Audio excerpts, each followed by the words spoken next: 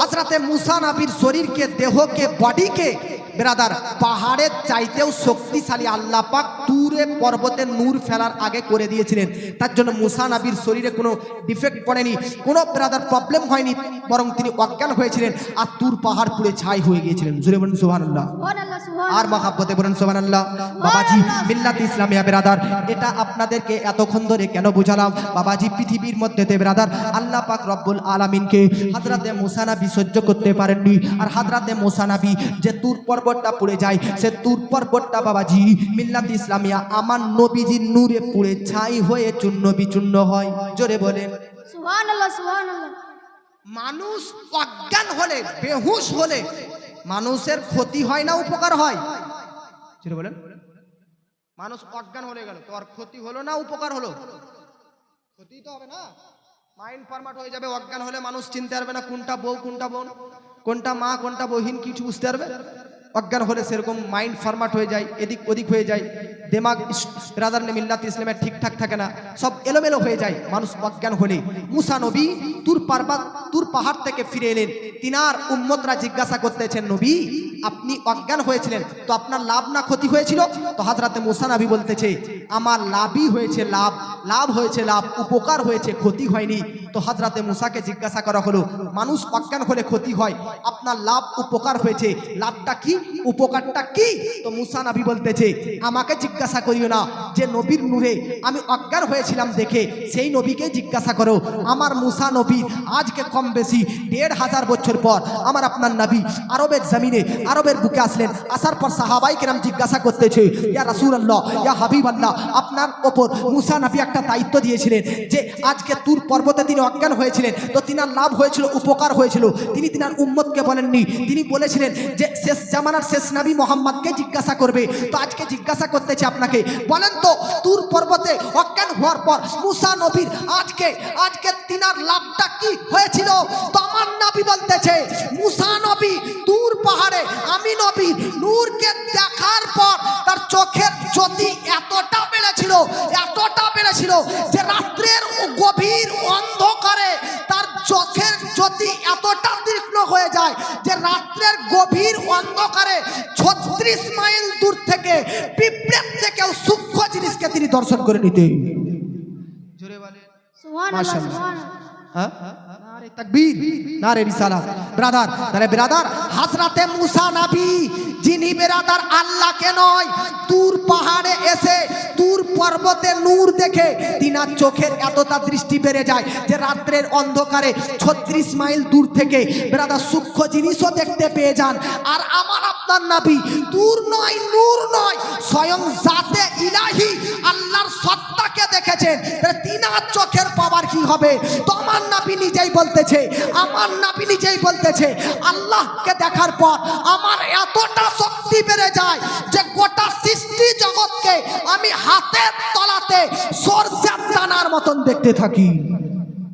জোরে বলে সুবহানাল্লাহ, সুবহানাল্লাহ। এই হচ্ছে আমার নবী, যিনাকে আল্লাহ রাব্বুল আলামিন সৃষ্টি জগতের মধ্যে সর্বপ্রথম না সর্বশেষে সৃষ্টি করেছেন?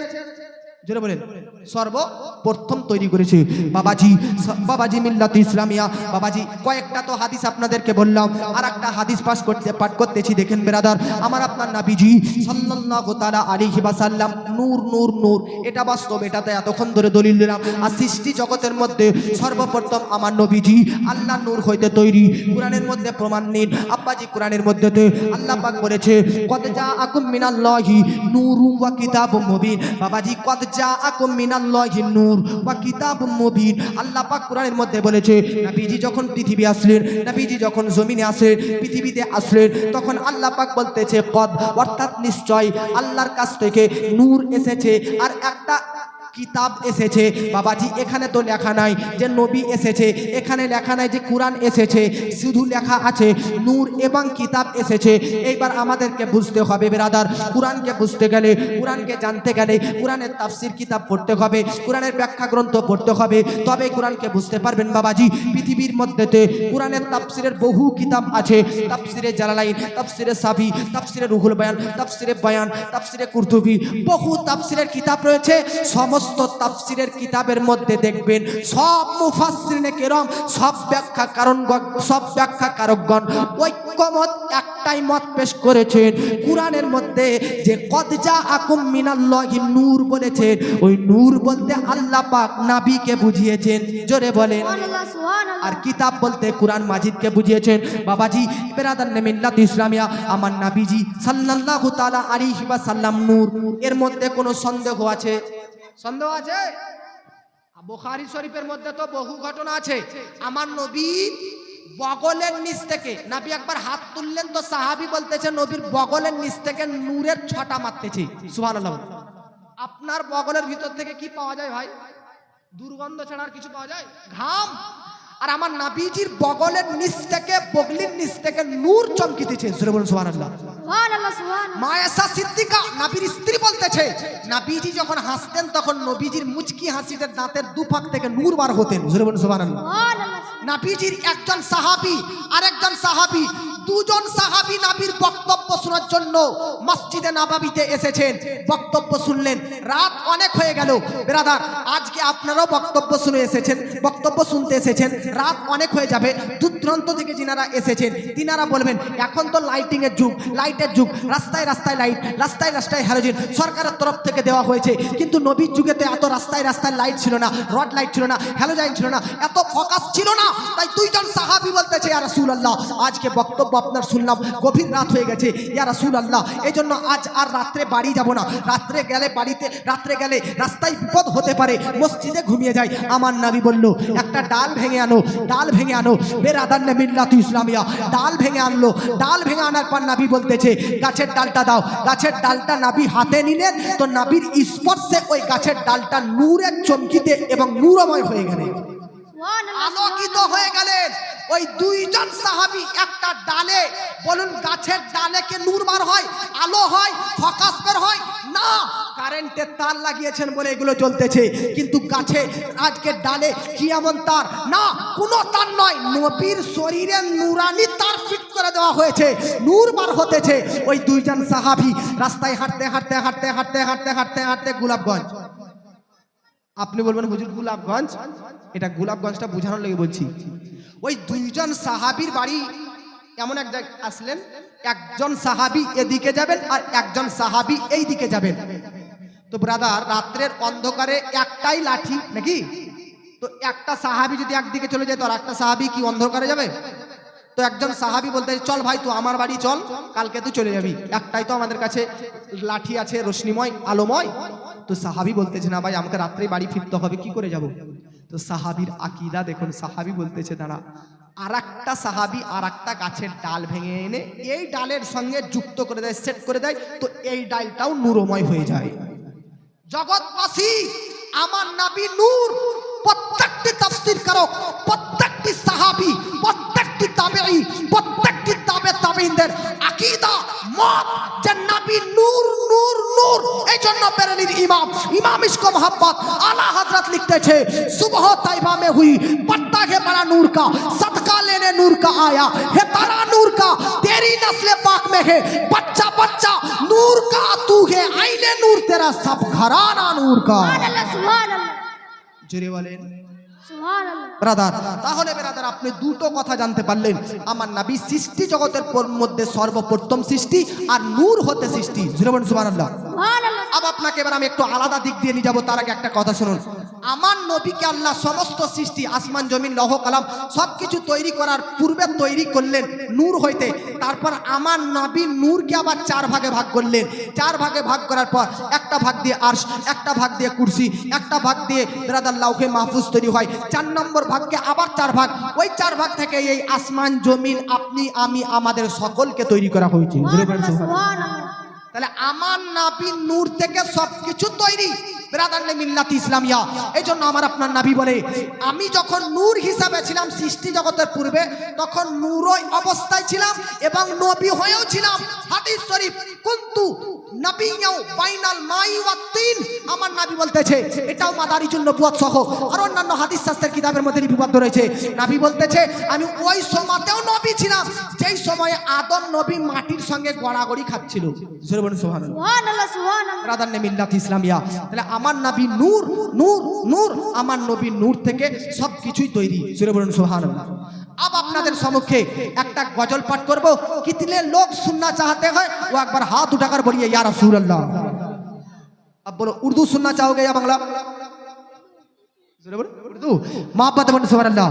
ज़मीन आसमां होने वाले हैं, ज़मीन आसमां होने वाले हैं, रोशन ज़माना सजाने हुजूर आ रहे हैं। ज़मीन आसमां होने वाले हैं, रोशन ज़माना सजाने हुजूर आ रहे हैं। ज़मीन आसमां होने वाले जमाना सजाने हुजूर आ रहे हैं। ভাই আপনারা বলতেন উর্দু আর আপনারা বাংলারও তো বুঝেন নাকি? বাংলা উর্দু আপনারা বুঝতে পারেন কিনা? বেশি বুঝতে পারি না হুজুর, উর্দু বুঝে না। হ্যাঁ, মোদিজির লেকচার উর্দুতে বুঝতে পারেন আপনারা। আর যত মুভি সাউথের বলেন বলিউডের বলেন সব তো হিন্দিতে, ওইগুলা বুঝতে পারছেন ভাই। আর গজল উর্দুতে বললেই প্রবলেম নাকি? হ্যাঁ, তো বাংলাতেও হবে। বাংলা তো বলবো বাঙালি ব্যক্তি, তো দুটা ছন্দটা শুনুন তারপর বাংলা হবে ইনশাআল্লাহ। হাত উঠিয়ে বলুন সুবহানাল্লাহ। সুবহানাল্লাহ সুবহানাল্লাহ। হ্যাঁ, মা বোনরা আপনারা বাংলা বুঝেন, সিরিয়াল বুঝতে পারছেন হিন্দিতে, আর গজল বুঝতে পারবেন না? সব কিছু বুঝতে হবে। বক্তব্য তো বাংলা হচ্ছে, গজল বলতেছি আপনার দিলটাকে চাঙ্গা করার জন্য। মোহাব্বত বলুন সুবহানাল্লাহ। ज़मीन आसमां होने वाले हैं, रोशन ज़माना सजाने हुजूर आ रहे हैं। ज़मीन आसमां होने वाले हैं, रोशन ज़माना सजाने हुजूर आ रहे हैं। उठो गम के मारो, उठो बेसहारो, उठो गम के मारो, उठो बेसहारो, उठो गम के मारो, उठो बेसहारो, मुक़द्दर जगाने हुजूर आ रहे हैं। সুবহানাল্লাহ। সামনে যুবক বসে আছে, তাদেরকে বোঝা উচিত। আর সুবহানাল্লাহ জোরে বলে, সব চুপচাপ বসে আছে ভাই, জোরে বলুন সুবহানাল্লাহ। সুবহানাল্লাহ। কারণ শরীরে রক্ত গরম থাকবে। বুড়িয়ান জ্বলছেন নাকি? বাপজিরা না হলে বুড়িয়ান জ্বলছে, দাড়ি পেকে গেছে, চুল পেকে গেছে, ওনারা না হলে আসতে বলুন। আপনাদের শরীরে তো জোশ আছে কিনা? কালকে জুলুসের মধ্যে ইনশাল্লাহ জুলুসে যাবেন, তো জোশ রাখতে হবে না নবীর মহব্বতে। ভাই বলুন না, হ্যাঁ না? हाथ उठिए बोलो या रसूल अल्लाह। ज़मीन आसमां होने वाले हैं, रोशन ज़माना सजाने हुजूर आ रहे हैं। मचलने लगे चाँद सूरज सितारे, जोरे वाले সুবহানাল্লাহ সুবহানাল্লাহ। मचलने लगे चाँद सूरज सितारे, बदलने है वाले है हरीसू नजारे। मचलने लगे चाँद सूरज सितारे, बदलने है वाले है हरीसू नजारे। कराराने वाला, कराराने वाला है टूटे दिलों में, कराराने वाला है टूटे दिलों में, उजाला लुटाने हुजूर आ रहे। জোরে বলে সুবহানাল্লাহ। ভাই, আজকে জালসাতে আপনারাও প্রায় আমার বয়সী ছেলে, আর আপনারাও সামনে বসে আছেন যারা, আপনারা যেমন আমি বলতেছি উচ্চ কণ্ঠে, এরকম ভাবে আপনাকে বলতে হবে কিনা? জরুর। মা বোনদের খালি জোরে জায়েজ নাই বলি না, না পারতেন ভাই। জোরে যদি সুবহানাল্লাহ আলহামদুলিল্লাহ মা বোনদের জায়েজ থাকতো, তো আমাকে মনে হয় শ্মশানিতে কেঁপে উঠতো নাকি? আপনি বলবেন হুজুর কেন? দেখবেন মা বোনরা যদি গোলাপগঞ্জে ঝগড়া করে, তো শ্মশানের মসজিদ থেকে শুনতে পাওয়া যাবে। পাওয়া যাবে না? পাওয়া যাবে না? মা বোনদের আওয়াজ সবসময় উঁচু। তবে মা বোন আপনারা বুঝুন, ভাবুন যে সুবহানাল্লাহ আলহামদুলিল্লাহ আল্লাহু আকবার এগুলো ভালো জিনিস, উচ্চ কণ্ঠে জোরে বলা জায়েজ নাই। তাহলে ঝগড়ার টাইমে কত যে ভালো মন্দ কথা বলেন, ওগুলো বলা জায়েজ হবে? সেটা বলেন। अब जितने लोग 22 साल की उम्र के हैं वो हाथ उठा बोले सुबहानाल्लाह। সুবহানাল্লাহ সুবহানাল্লাহ। আর হাত উঠিয়ে বলুন সুবহানাল্লাহ সুবহানাল্লাহ। 22 বছরের যুবক আছে কেউ? হাত উঠিয়ে বলুন তো 22 বছরের যুবকের ছেলে। कितने लोग हैं 22 বছরের? 22 বছরের ছেলে নাই আছে না ভাই? হাত উঠিয়ে 22 বছরের যারা একবার তারা একবার হাত উঠিয়ে বলুন, তাহলে তো জানবো আমার সমাজ উঠিয়ে আপনি।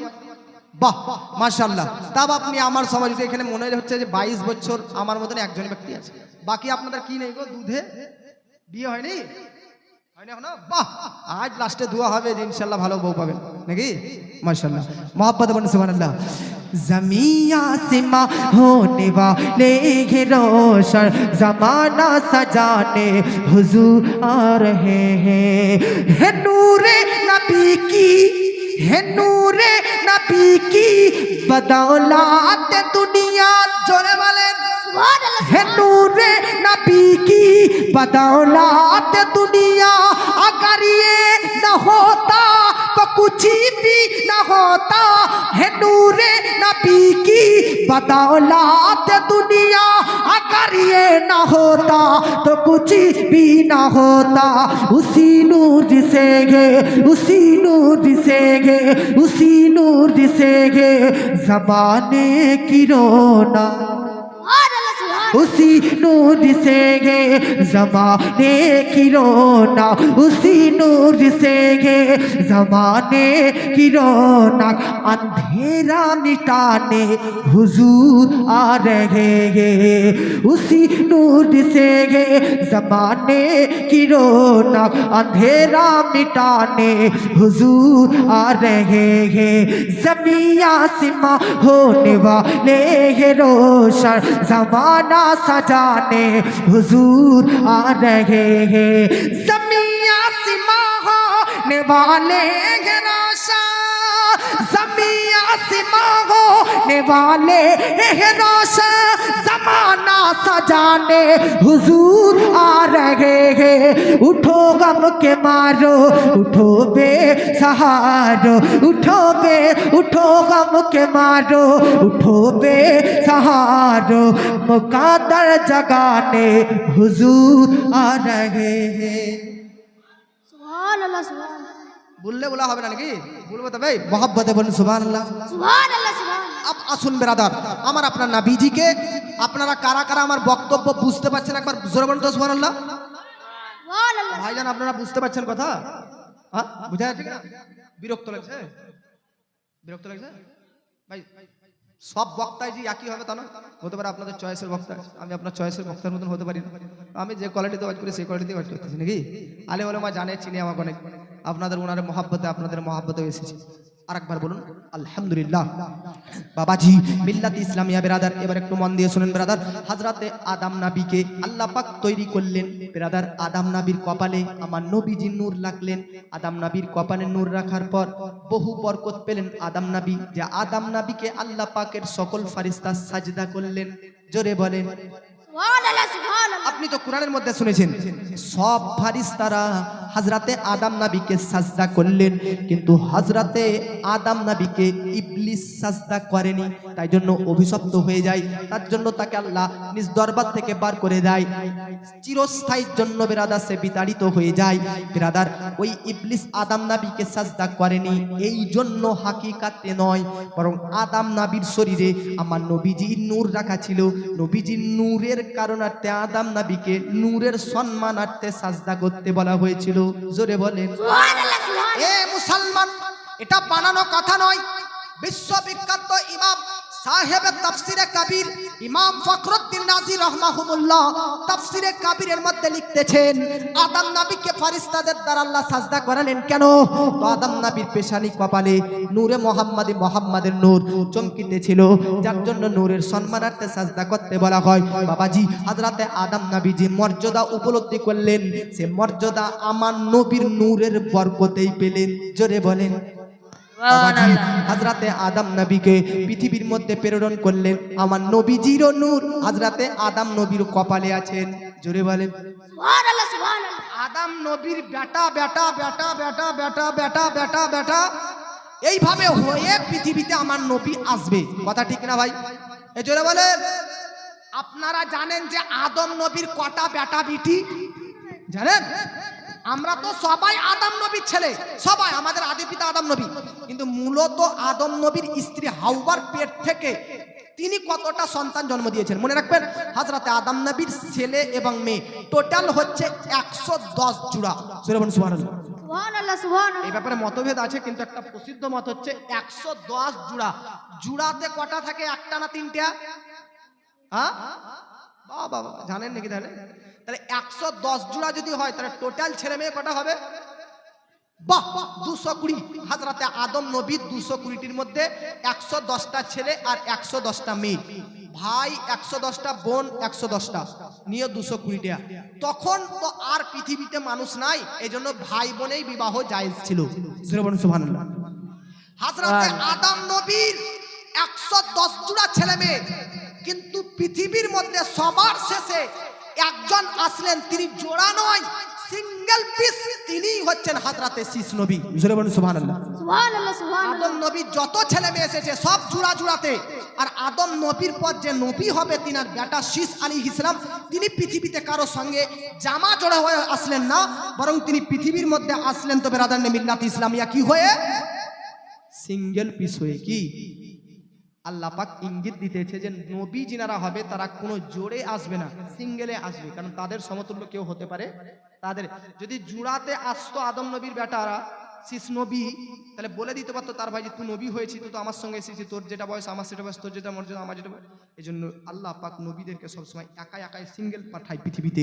হযরতে আদম নবীর সব ছেলে মেয়েরা জোড়া জোড়া 110 জোড়া, আর একাই একটা এসেছেন, তিনি নবী হলেন। তাহলে আদম নবীর টোটাল ছেলে মেয়ে হচ্ছে 221টি। কটা বললাম? 221। জোরে বলুন কটা?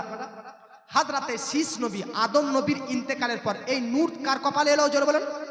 হযরতে শীষ আলাইহিস সালামের কাছে। কার কাছে? শীষ। হযরতে আদম নবী ইন্তেকালের সময়, কিসের সময়? ইন্তেকালের সময় শীষ নবীকে ডাকার পর বলতেছে, বেটা, ও বেটা, একটা ওসিয়ত করে যাচ্ছি, এটা সর্বদা মাথায় রাখবে। কি ওসিয়ত? বেটা, ছোট খাটো ছোট ছোট ছোট নেকির কাজ, ছোট বলে অবহেলা ছেড়ে দিবে না, ছোট নেকির কাজগুলো আগে আগে করার চেষ্টা করবে। আর ছোট গুনাহ বলে যে করে নিবে তা নয়, ছোট গুনাহ থেকে সর্বদা নিজেকে বিরত রাখবে। এটা একটা ওসি, আপনাদেরকে নসিহাত মনে রাখবেন। যে কোনো গুনাহ, এই যে আপনারা টুক করি কথায় কথায়, কালিয়াচকে খাস করে এটা হয়, বীরভূম মুর্শিদাবাদে হয় কিন্তু কম। আমি তো ওই কালিয়াচকের সারজামিনেই পড়ালেখা করেছি, জানি কালিয়াচকের ছেলে মেয়েরা মুখে মুখে গাইবো, কথায় কথায় গাল দেয়, কি তাই না? শিক্ষিত যারা তাদের কথা আলাদা, কিন্তু যারা মূর্খ, আলিপুর মাদ্রাসাতে আমি পড়াশোনা করেছি, তো ওখানে কিছু বাচ্চারা কথায় কথায় গালবো। ভাই আমি ভুল বলছি না ঠিক বলছি? হ্যাঁ, তো এ বাচ্চা গাল কেন দিবে? একটা গালি দিবে তো কতটা গুনাহ হবে জানো? নবীর মিলাদুন নবীর জালসাতে এসেছে আর গালি দিচ্ছে না।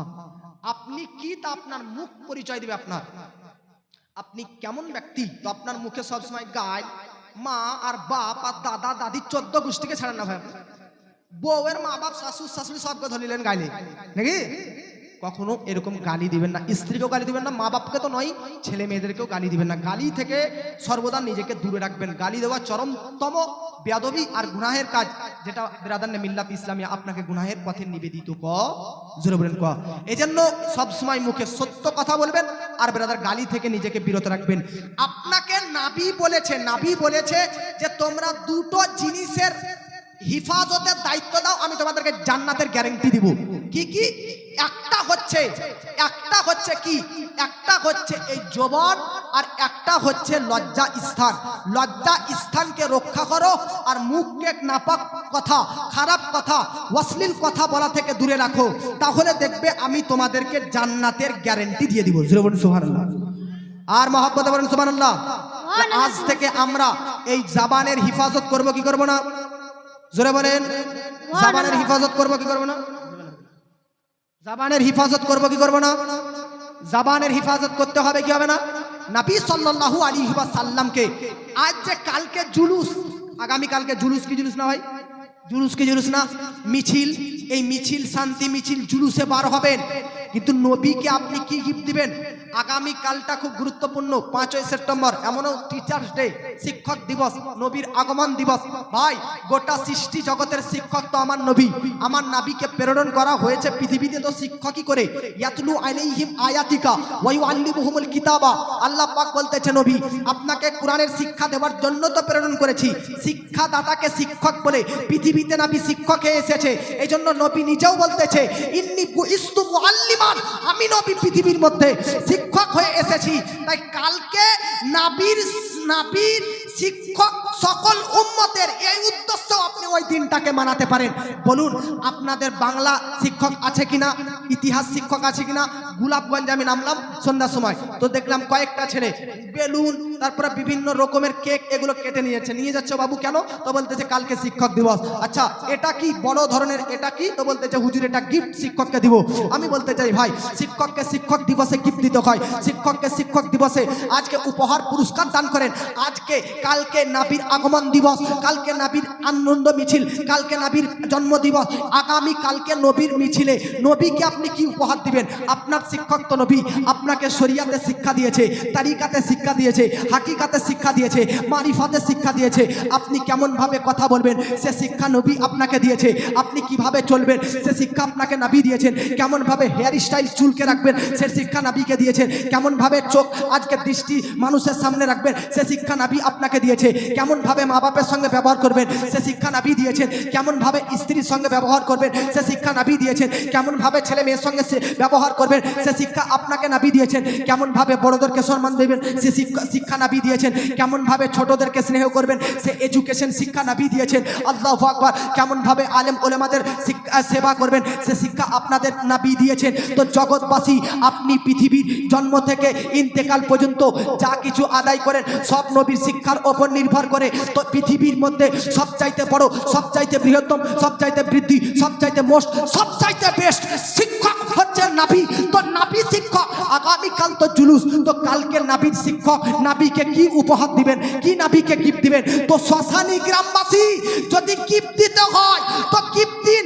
নবী কালকে যাবেন জুলুসে বার হবেন আর নবীকে বলবেন ইয়া রাসূলুল্লাহ, ইয়া হাবিবাল্লাহ। আজকে আপনাকে সম্মান করে বলতেছি, আমি দাড়ি রেখে আপনাকে দাড়িটা গিফট করলাম। আজকে আমি দাড়ি রাখিনি কখনো, দাড়িটা বড় করে আজ দাড়ি রাখার গিফট আপনাকে দান করলাম। ইয়া রাসূলুল্লাহ 5 ওয়াক্তের নামাজ পড়তাম না, আজ থেকে 5 ওয়াক্তের নামাজ ধরে নিলাম। এই 5 ওয়াক্তের নামাজটা আপনাকে পড়ে গিফট করলাম। ইয়া রাসূলুল্লাহ আজ থেকে আমি গরিবদেরকে দান করতে লাগলাম, এই দান করাটা আপনাকে গিফট করলাম। ইয়া রাসূলুল্লাহ আজ থেকে আমি বিভিন্ন পরকিয়া করতাম, পরকিয়া থেকে তওবা করলাম, এই গিফট আপনাকে দিলাম। ইয়া রাসূলুল্লাহ আজকে আপনার আগমন দিবস, এই দিনে আমি কত নারীর সঙ্গে অবৈধ সম্পর্ক রেখেছি, সমস্ত অবৈধ নারী থেকে নিজেকে ছিন্ন করে দিলাম, তওবা করলাম। এই উপহার আপনাকে দিচ্ছি জগৎবাসী। এই জন্য গিফট যদি দিতে হয়, উপহার যদি দিতে হয়, তাহলে আমলে দিন, সব চাইতে নবী আপনার উপর খুশি হয়ে যাবে। কথা ঠিক না হুজুর? মাশাআল্লাহ, নারে তাকবীর, নারে রিসালাত, মাশাআল্লাহ। ব্রাদার আমার নবীকে আগামী কালকে আপনার তরফ থেকে কিছু উপহার দিতে হবে কি হবে না? গিফট দিবেন, হয় দাড়ি, সুন্নাতে মুস্তাফা, নাহলে বলবেন ইয়া রাসূলুল্লাহ। লজ্জা স্থানের হিফাজত মানে বুঝতে পারছেন? লজ্জা স্থানের হিফাজত মানে এটা, নিজের স্ত্রী ব্যতীত ব্রাদার আর কারোর সঙ্গে ব্যবহার হবে না। তারপরে ব্রাদার জবান কখনো গালিগুলোজ করবো না, নামাজ পড়বেন, সৎ ব্যবহার করবেন। ইয়ে জীবনের একটা টার্গেট বানাবেন আর এই টার্গেট নবীকে উপহার দিবেন। জোরে বলুন সুবহানাল্লাহ। আর মহব্বতে বলুন সুবহানাল্লাহ। সুবহানাল্লাহ। তো ব্রাদার আমি কি বক্তব্য রাখতেছিলাম? হযরতে আদম নবী তার শীষ সন্তান শীষ আলাইহিস সালামকে বলতেছে, ছোট গুনাহ বলে বেটা ছোট ভেবো না, ওটা থেকেও পরেজ করবে, দূরে থাকবা। আর ছোট নেকি বলে ছেড়ে দিবা না, ওটাকেও তুমি গ্রহণ করবা। কখনো কখনো দেখবেন ব্রাদার ব্যাংক ভাড়, আপনারা বুঝেন ব্যাংক ভাড়, টাকা যেগুলোতে জমা করে না বাড়িতে ছোট ছোট বাচ্চারা রাখে, কি বলে? লক্ষ্মী ভাড়, লক্ষ্মী ভাড়, লক্ষ্মী ভাড়, লক্ষ্মী ভাড়া দেখবেন আপনার বোন, এগুলো বিটি ছেলেরা বেশি করে। তো দেখবেন 1 টাকা 1 টাকা দিতে দিতে দিতে দিতে দিতে এক ভাড় 1000 টাকা হয়ে যায়, কি যায় না? 5 টাকা করতে করতে 1 লাখ, 1000, 2000, 5000 জমে যায়। তো ছোট ছোট হতে হতে বড় আকার ধারণ করে, 10 ফুলে ডালি ভরে বাবাজি। এই জন্য ছোট নেকি বলে ছেড়ে দিবেন। এই যে সুবহানাল্লাহ, এগুলো ছোটখাটো নেকি, তো ছোটখাটো বলে ছাড়বেন না, যত পারবেন সুবহানাল্লাহ বলে যান। যখন হাসরের প্রান্তরে আপনার আমল নামার অ্যাকাউন্ট খোলা যাবে, তখন এই ছোট ছোট নেকিগুলো জমা হতে হতে আপনার বড় আকারে ধারণ করে নেবে। জোরে বলুন সুবহানাল্লাহ। বাবাজি মিল্লাতে ইসলামিয়া হযরতে শীষ নবীকে তার পিতা আদম নবী এই উপদেশ করলেন, অ্যাডভাইস দিলেন। 2 নম্বর অ্যাডভাইস দিচ্ছেন, বেটা দ্বিতীয় উপদেশ দিচ্ছি, কান খুলে শুনে নাও। কি কি আব্বা বলেন? আদম নবী বলতেছে, উঠতে বসতে চলতে ফিরতে নামাজের বাইরে সর্বদা মোহাম্মদ নবীর নাম স্মরণ করবে। জোরে বলে সুবহানাল্লাহ সুবহানাল্লাহ আমার নবী পৃথিবীতে এখন আসেইনি গো। কোথায় আদম নবীর বেটা শীষ, কোথায়? তবুও দেখুন আমার নবী নিয়ে আলোচনা করতেছে। মিলাদুন নবী মানে কি? মিলাদুন নবী মানে নবীকে নিয়ে আলোচনা করা, এটাই তো মিলাদুন নবী মানে। নবীকে নিয়ে গুণগান করা, নবীর জন্মদিবসকে নিয়ে আলোচনা করা, নবীর মুজেজাগুলোকে বর্ণনা করা, নবীর জন্মকে কেন্দ্র করে আলোচনা, এরই নাম মিলাদুন নবী ভাই। কথায় কথায় মিলাদুন নবী করা যাবে না তো ভাই? নবীর আলোচনা কি করা যাবে না? নবীর মুজিজা বর্ণনা করা যাবে না? নবীর কি সত্যি এটা বর্ণনা করা যাবে না? নবীর কি ক্ষমতা এগুলো বর্ণনা করা যাবে না? এগুলোই তো মিলাদুন নবী। আর আপনি কি করে বলতেছেন মিলাদুন নবী করা যাবে না? এই জন্য দেখুন, মিলাদুন নবী পালন করা এটা শিরক ও বেদাত নয়। মিলাদুন নবী পালন করা হযরতে আদম নবীর সুন্নত। কারণ আদম নবী হযরত মুহাম্মদ আমার আপনার নবীজি মিলাদ সংক্রান্তে তিনার সন্তানকে উপদেশ দিচ্ছেন। সুবহানাল্লাহ। মিলাদুন নবী শুধু আদম নবী নয়, অন্যান্য নবী পালন করেছে। কোন কোন নবী পালন করেছে কুরআন থেকেও প্রমাণ করতেছি। একবার হাত উঠিয়ে বলুন সুবহানাল্লাহ। সুবহানাল্লাহ সুবহানাল্লাহ এবার আপনাদেরকে চাচা বাবা খালা চাচা বাবা আপনাদেরকে একটা কথা বলি। আদম নবী তার ছেলে ছেলে ছেলে ছেলে ছেলে ছেলে ছেলে ছেলে ছেলে ছেলে ছেলে আব্দুল মুত্তালিবের বেটা আব্দুল্লাহ। তারপরে আমার নবী পৃথিবীতে এসেছেন কিনা? হ্যাঁ না বলেন না ভাই? চোখ ঘুরাছেন কেন এদিক ওদিক করে? চোখ ঘুরাবেন না, এদিকে চোখ রাখেন। হ্যাঁ, গর্দান হিরাবেন না। আমার বক্তব্য বহু দিক থেকে মানুষ শুনতে আসে, এই জন্য আপনি আজ শুনতেছেন তো একদম খুব গৌর ধ্যান দিয়ে শুনেন। এবার দেখুন, হযরতে আদম নবীর কাছে আমার নবীর নূর তার ছেলে শীষ, শীষের বেটা তার বেটা তার বেটা নবীর নূর আসছে। দেখুন এই যে আসতেছেন নামগুলো বলতেছি, বলুন সুবহানাল্লাহ বলুন। আদম নবীর বেটা শীষ, শীষের বেটার নাম ইয়ানাস, ইয়ানাসের বেটার নাম কাইনান, কাইনানের বেটার নাম মাহলাইল, মাহলাইলের বেটার নাম বায়রাত, বায়রাতের বেটার নাম ইদ্রিস, ইদ্রিসের বেটার নাম মুতাবাশশিক, মুতাবাশশিকের বেটার নাম লামাক, লামাকের বেটার নাম নূহ আলাইহিস সালাম, নূহ আলাইহিস সালামের বেটার নাম সাম, সামের বেটার নাম জুলহাল, জুলহালের বেটার নাম সালিক, সালিকের বেটার নাম আবির, আবিরের বেটার নাম দাতা, দাতার বেটার নাম রাবা, রাবার বেটার নাম শাহরুখ, শাহরুখের বেটার নাম নাহুর, নাহুরের বেটার নাম তারিক, তারিকের বেটার নাম ইব্রাহিম খালিলুল্লাহ। জোরে বলেন সুবহানাল্লাহ সুবহানাল্লাহ ইব্রাহিম খালিলুল্লাহর বেটার কাজ ইসমাইল জাবিহুল্লাহ। নবীর নূর আসতেছে। ইসমাইল জাবিহুল্লাহর বেটা কায়দার, কায়দারের বেটার নাম আবাব, আমাবের বেটার নাম হামাল, হামালের বেটার নাম সাবিত, সাবিতের বেটার নাম সালমান, সালমানের বেটার নাম আল হাইসা, আল হাইসার বেটার নাম আলিয়াসা, আলিয়াসার বেটার নাম উদ, উদের বেটার নাম আব্বা, আব্বার বেটার নাম আদনান, আদনানের বেটার নাম মুঈদ, মুঈদের বেটার নাম নাজর, নাজরের বেটার নাম মুদার, মুদারের বেটার নাম ইলিয়াস, ইলিয়াসের বেটার নাম মুদ্রিকা, মুদ্রিকার বেটার নাম খুজাইমা, খুজাইমার বেটার নাম কেনানা, কেনানের বেটার নাম নাজর, নাজরের বেটার নাম মালিক, মালিকের বেটার নাম ফার, ফারের বেটার নাম গালিব, গালিবের বেটার নাম লুই, লুইর বেটার নাম কাব, কাবের বেটার নাম মুর্রা, মুর্রার বেটার নাম কিলাব, কিলাবের বেটার নাম কুসাই, কুসাইয়ের বেটার নাম আবদে মান্নাফ, আবদে মান্নাফের বেটার নাম হাশিম, হাশিমের বেটার নাম আব্দুল মুত্তালিব, আব্দুল মুত্তালিবের বেটা আব্দুল্লাহ, আব্দুল্লাহর বেটার নাম মুহাম্মাদুর রাসূলুল্লাহ। সুবহানাল্লাহ জোরে বলেন সুবহানাল্লাহ। সুবহানাল্লাহ সুবহানাল্লাহ ব্রাদার, আমার নবীজি চলে আসলেন কি আসলেন না? আর জোরে বলেন সুবহানাল্লাহ। সুবহানাল্লাহ দেখুন আমার নবী হাদিস শরীফের মধ্যে লিপিবদ্ধ রয়েছে। আমার নবী বলতেছে মিলাদুন নবী নিয়ে তোমরা এতরাজ করতেছো, গোলমাল পাকাছো, তোমরা মিলাদুন নবীকে নিয়ে আজকে শিরক ও বেদাতের ফতোয়া দাও। শুনো, আমি নবী হচ্ছি হযরতে ইব্রাহিম নবীর দুয়া, আমি নবী হচ্ছি আমার মায়ের স্বপ্ন, আমি নবী হচ্ছি হযরতে ঈসা আলাইহিস সালামের সুসংবাদ। জোরে বলুন সুবহানাল্লাহ।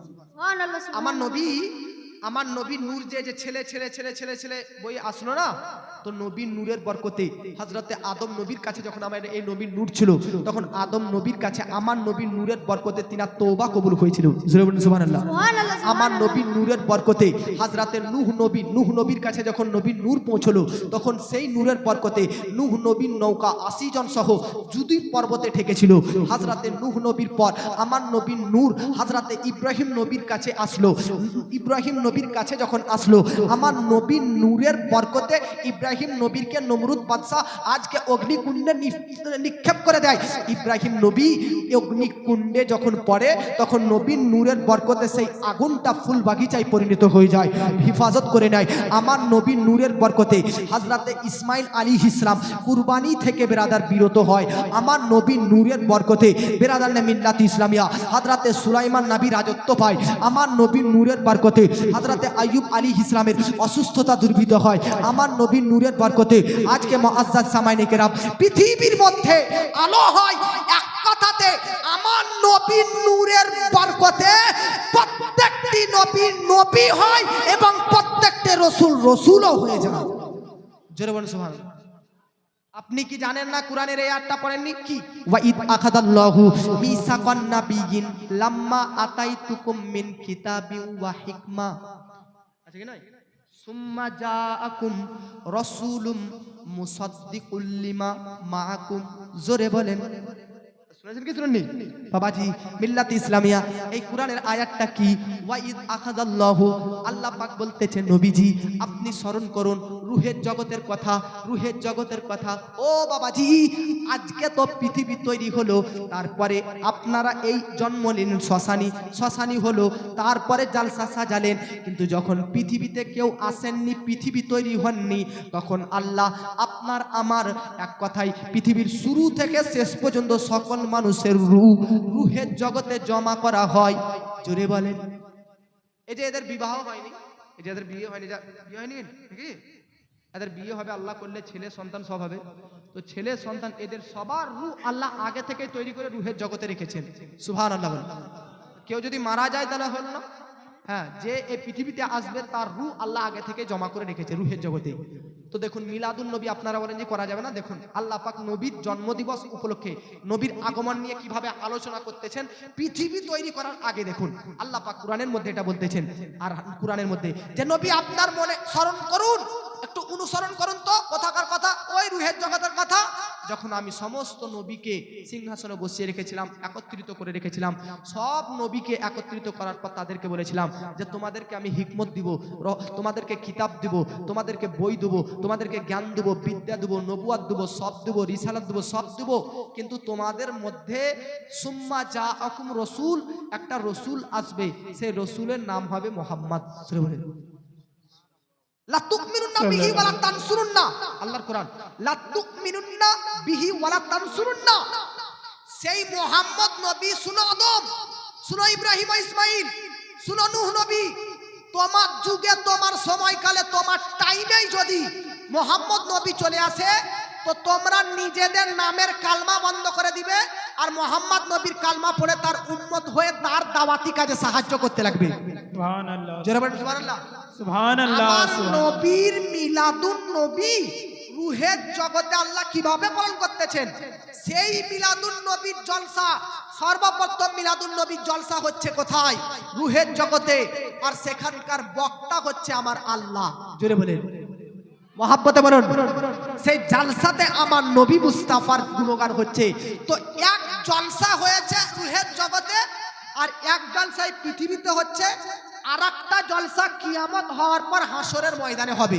জোরে বলুন সুবহানাল্লাহ রূহের জগতের জলসা ওখানেও টপিক বিষয় ছিল নবী নিয়ে আর আজকের জলসারও টপিক বিষয় নবী নিয়ে হাসরের ময়দানেও যে জলসা হবে সেখানেরও টপিক বিষয় নবী নিয়ে জোরে বলেন এইজন্য একজন উর্দু কবি বলেছেন কে হোগা এক জলসা হাসর মে ऐसा जिसमें सरकार की आज़िमत खिताबती होगी जोरे वाले सुभान अल्लाह ये होगा एक जलसा हश्र में ऐसा होगा एक जलसा हश्र में ऐसा जिसमें सरकार की आज़िमत खिताबती होगी के होगा एक जलसा हश्र में ऐसा जिसमें सरकार की आज़िमत खिताबत होगी सदीरे महशर हमारा रब होगा सदीरे महशर हमारा रब होगा हज़रा दे बुल सिदीरा की निकाबती होगी सुभान अल्लाह কথা ঠিক না ভুল হযরত ব্রাদার আমার নবীকে নিয়ে আপনি বলবেন শিরক ও বিদআত করা যাবে না মিলাদুন নবী হচ্ছে রূহের জগতে কি এটা কোরআন ওয়াইজ আখাযাল্লাহু মিসাকান নাবিয়িন একটা কথা কি জানেন রূহের জগতে যখন সব নবী ছিল ওনলি ফর আমার নবী রাসূল ছিলেন জোরে বলুন সুবহানাল্লাহ নবী চাইতে পাওয়ার হচ্ছে রাসূলের আরে রাসূল কাকে বলে আর নবী কাকে বলে নবী পৃথিবীতে আসলে কি হয়? তাবলীগ করার জন্য, ধর্ম প্রচার করার জন্য। আর রসুল আসলো মানে নতুন শরিয়াত নিয়ে আসলো। তো রসুল আসলো মানে নতুন শরিয়াত, আর নবী আসলো সেই শরিয়াতকে প্রচার করার জন্য। জগৎবাসী সব নবী তাবলীগ করার জন্য, আর আমার নবীর একটাই শরিয়াত, সব সব সব নবীগণ ওখানে প্রচার করতেছেন। সুবহানাল্লাহ। এই জন্য বাবাজি মিল্লাত ইসলামিয়া মিলাদুন নবীর সর্বপ্রথম জালসা আমরা কোরআনে দেখলাম যে হাসরের প্রান্তরে আছে। তাহলে মিলাদুন নবীর এরকম জালসা করা মূলত হযরতে ওই রুহের জগতে আল্লাহ পাকের সুন্নাত। জোরে বলেন। কিন্তু ওই জলসা আর এই জলসার মধ্যে পার্থক্য আছে। ওই জলসাতে তো এরকম প্যান্ডেল ছিল না, ওইরকম জলসাতে এরকম বেলুন, বম, লাইটিং, এরকম মা বোন একদিকে এদিকে এরকম এরকম ছিল না। ওই জলসাতে আল্লাহর সত্তা ছিল, রহমত ছিল, এআই ছিল, এগুলো ছিল না, এটা ঠিক। কিন্তু আজকের জালসার যে মূল নবী নিয়ে আলোচনা করা, এই মূল জিনিসটা ওই জালসাতে ছিল, যেটা আমরা করতেছি। জোরে বলুন সুবহানাল্লাহ। বাবাজি আমার আপনার নবী সাল্লাল্লাহু তাআলা আলাইহি ওয়াসাল্লাম পৃথিবীতে আসবেন আসার 450 বছর আগে হযরতে ঈসা আলাইহিস সালাম তিনি বলতেছেন কি? কোরআনের মধ্যে আছে কি? ওয়া মুবাশশিরাম বিরাসূলিন ইয়াতি মিন বাদি ইসমুহু আহমদ। শুনো, ঈসা নবী বলতেছে, শুনো আমার উম্মত উম্মতিয়ারা, এই জগতে একজন রাসূলের সুসংবাদ তোমাদেরকে শোনাচ্ছি। অতি সন্নিকটে তিনি আসবেন, আর তিনার নাম হবে আহমদ। জোরে বলুন সুবহানাল্লাহ। আমার নবীর জন্ম পৃথিবীতে এখনো হয়নি, জন্মের 450 বছর আগেই অলরেডি একজন নবী পৃথিবীর মধ্যে বলতেছে, সে তেনার বলাটা কোরআনে আল্লাহ উল্লেখ করেছেন। জোরে বলুন সুবহানাল্লাহ।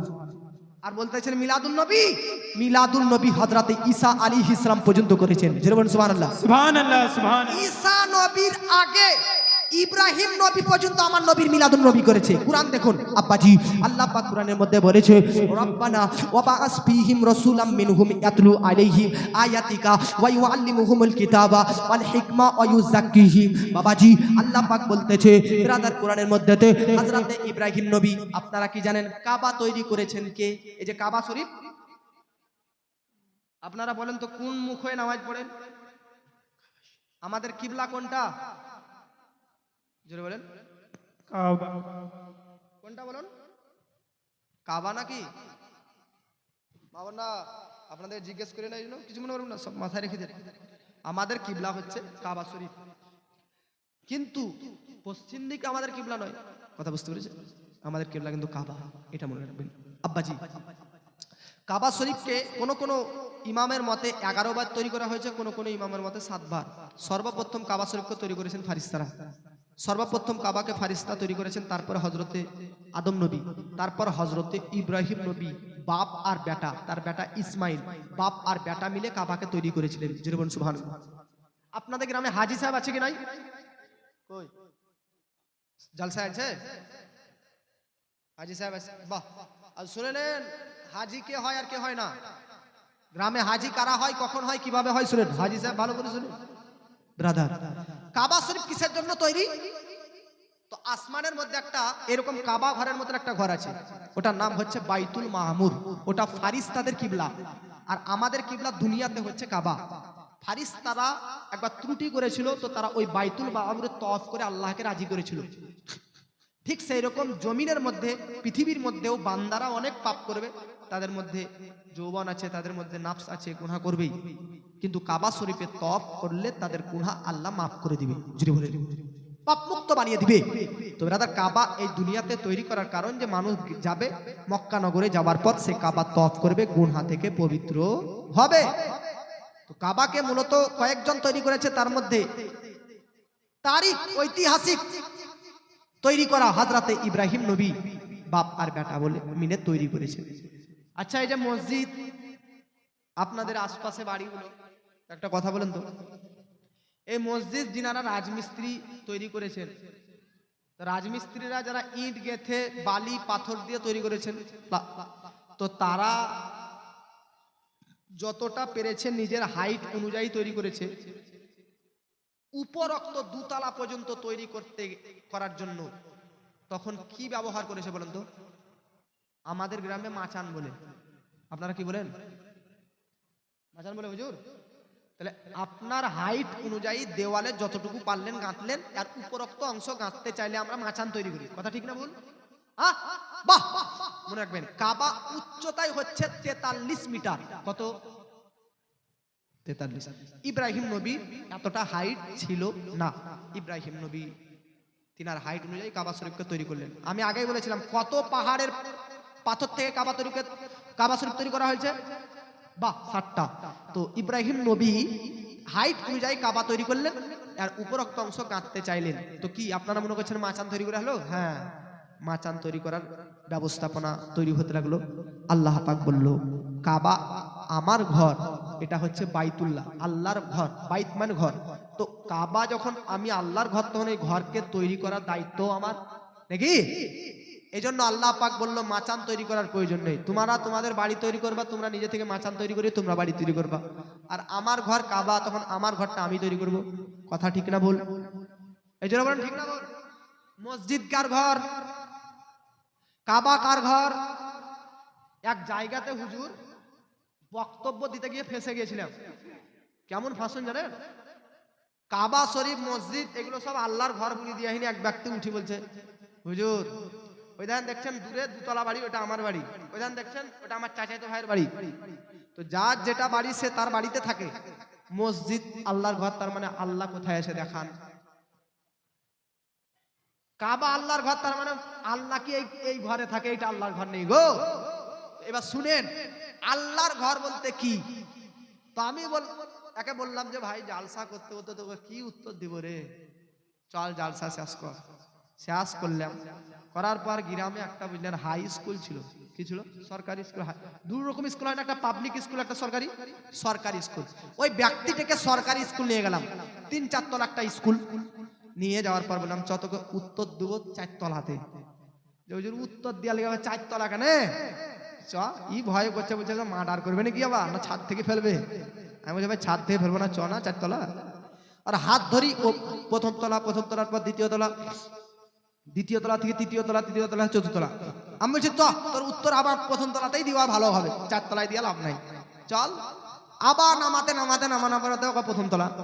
ওকে আবার আসার পর বলছি ভাই চল 4 তলাতেই দিলে বোধহয় বেটার হতো রে, 4 তলা চল। আবার ওই ব্যক্তিকে নিয়ে আবার 4 তলা। ওকে বললাম যে প্রথম তলাতেই শান্তি হবে, চ বসে ওখানে উত্তর দেবো। আবার প্রথম তলা। 4 বার এরকম করার পর বলছে হুজুর উত্তর নেবো না, বাড়ি যাচ্ছে, আপনি বাড়ি চলে যাবেন। আমি কেন ভাই উত্তর নিবি না কেন? বলছে আপনি এতবার উঠা বসা করাবেন হুজুর, ট্যাং ভেঙে গেল গো। আমি বলছি আরে বেটা এটাই তো উত্তর। বলছে কিভাবে? আচ্ছা এটা কি স্কুল, পাবলিক স্কুল না সরকারি স্কুল? তো বলছে সরকারের স্কুল। তো তোকে 4 তলাতে 4 বার ঘুরলি, সরকার দেখতে পেলি? মাশাআল্লাহ, একজন মহিলা 500 টাকা দান করেছে, আল্লাহ দান করে।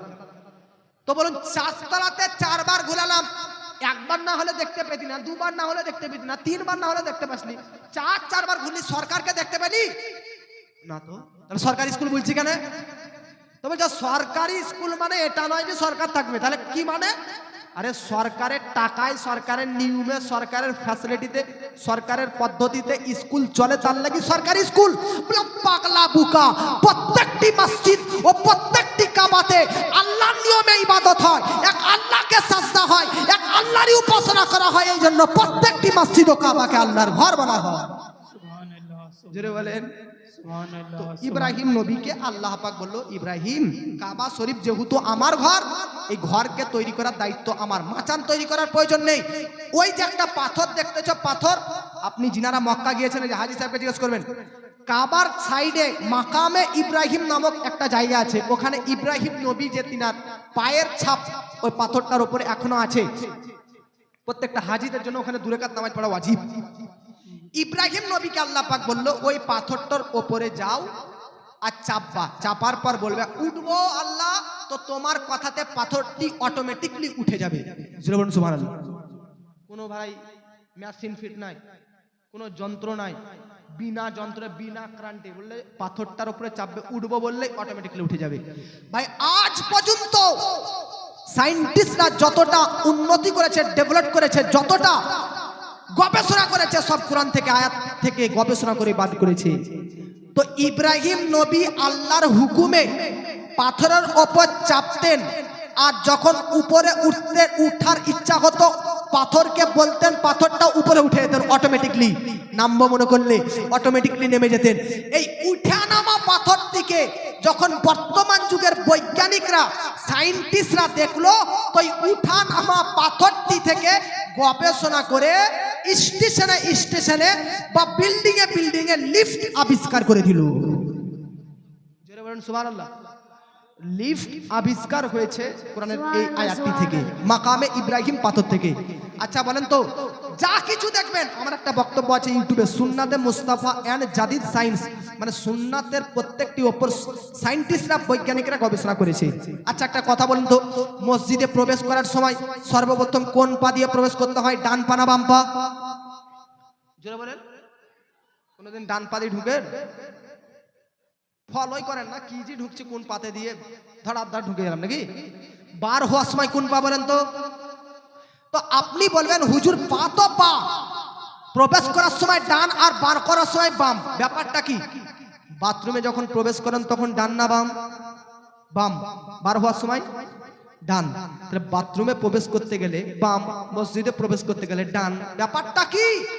তো এই ব্যাপারটা জানবেন, এটার প্রতি বৈজ্ঞানিকরা রিসার্চ করতে লাগলো আর বলল শুনো, একটা মানুষ হাঁটছে, হাঁটতে হাঁটতে হাঁটতে হাঁটতে যদি ইন্তেকাল করে, হাঁটতে হাঁটতে যদি কোনো মানুষ যদি মারা যায়, বলুন তার লাশটা, তার দেহটা, তার বডিটা উল্টে কোন দিকে পড়বে?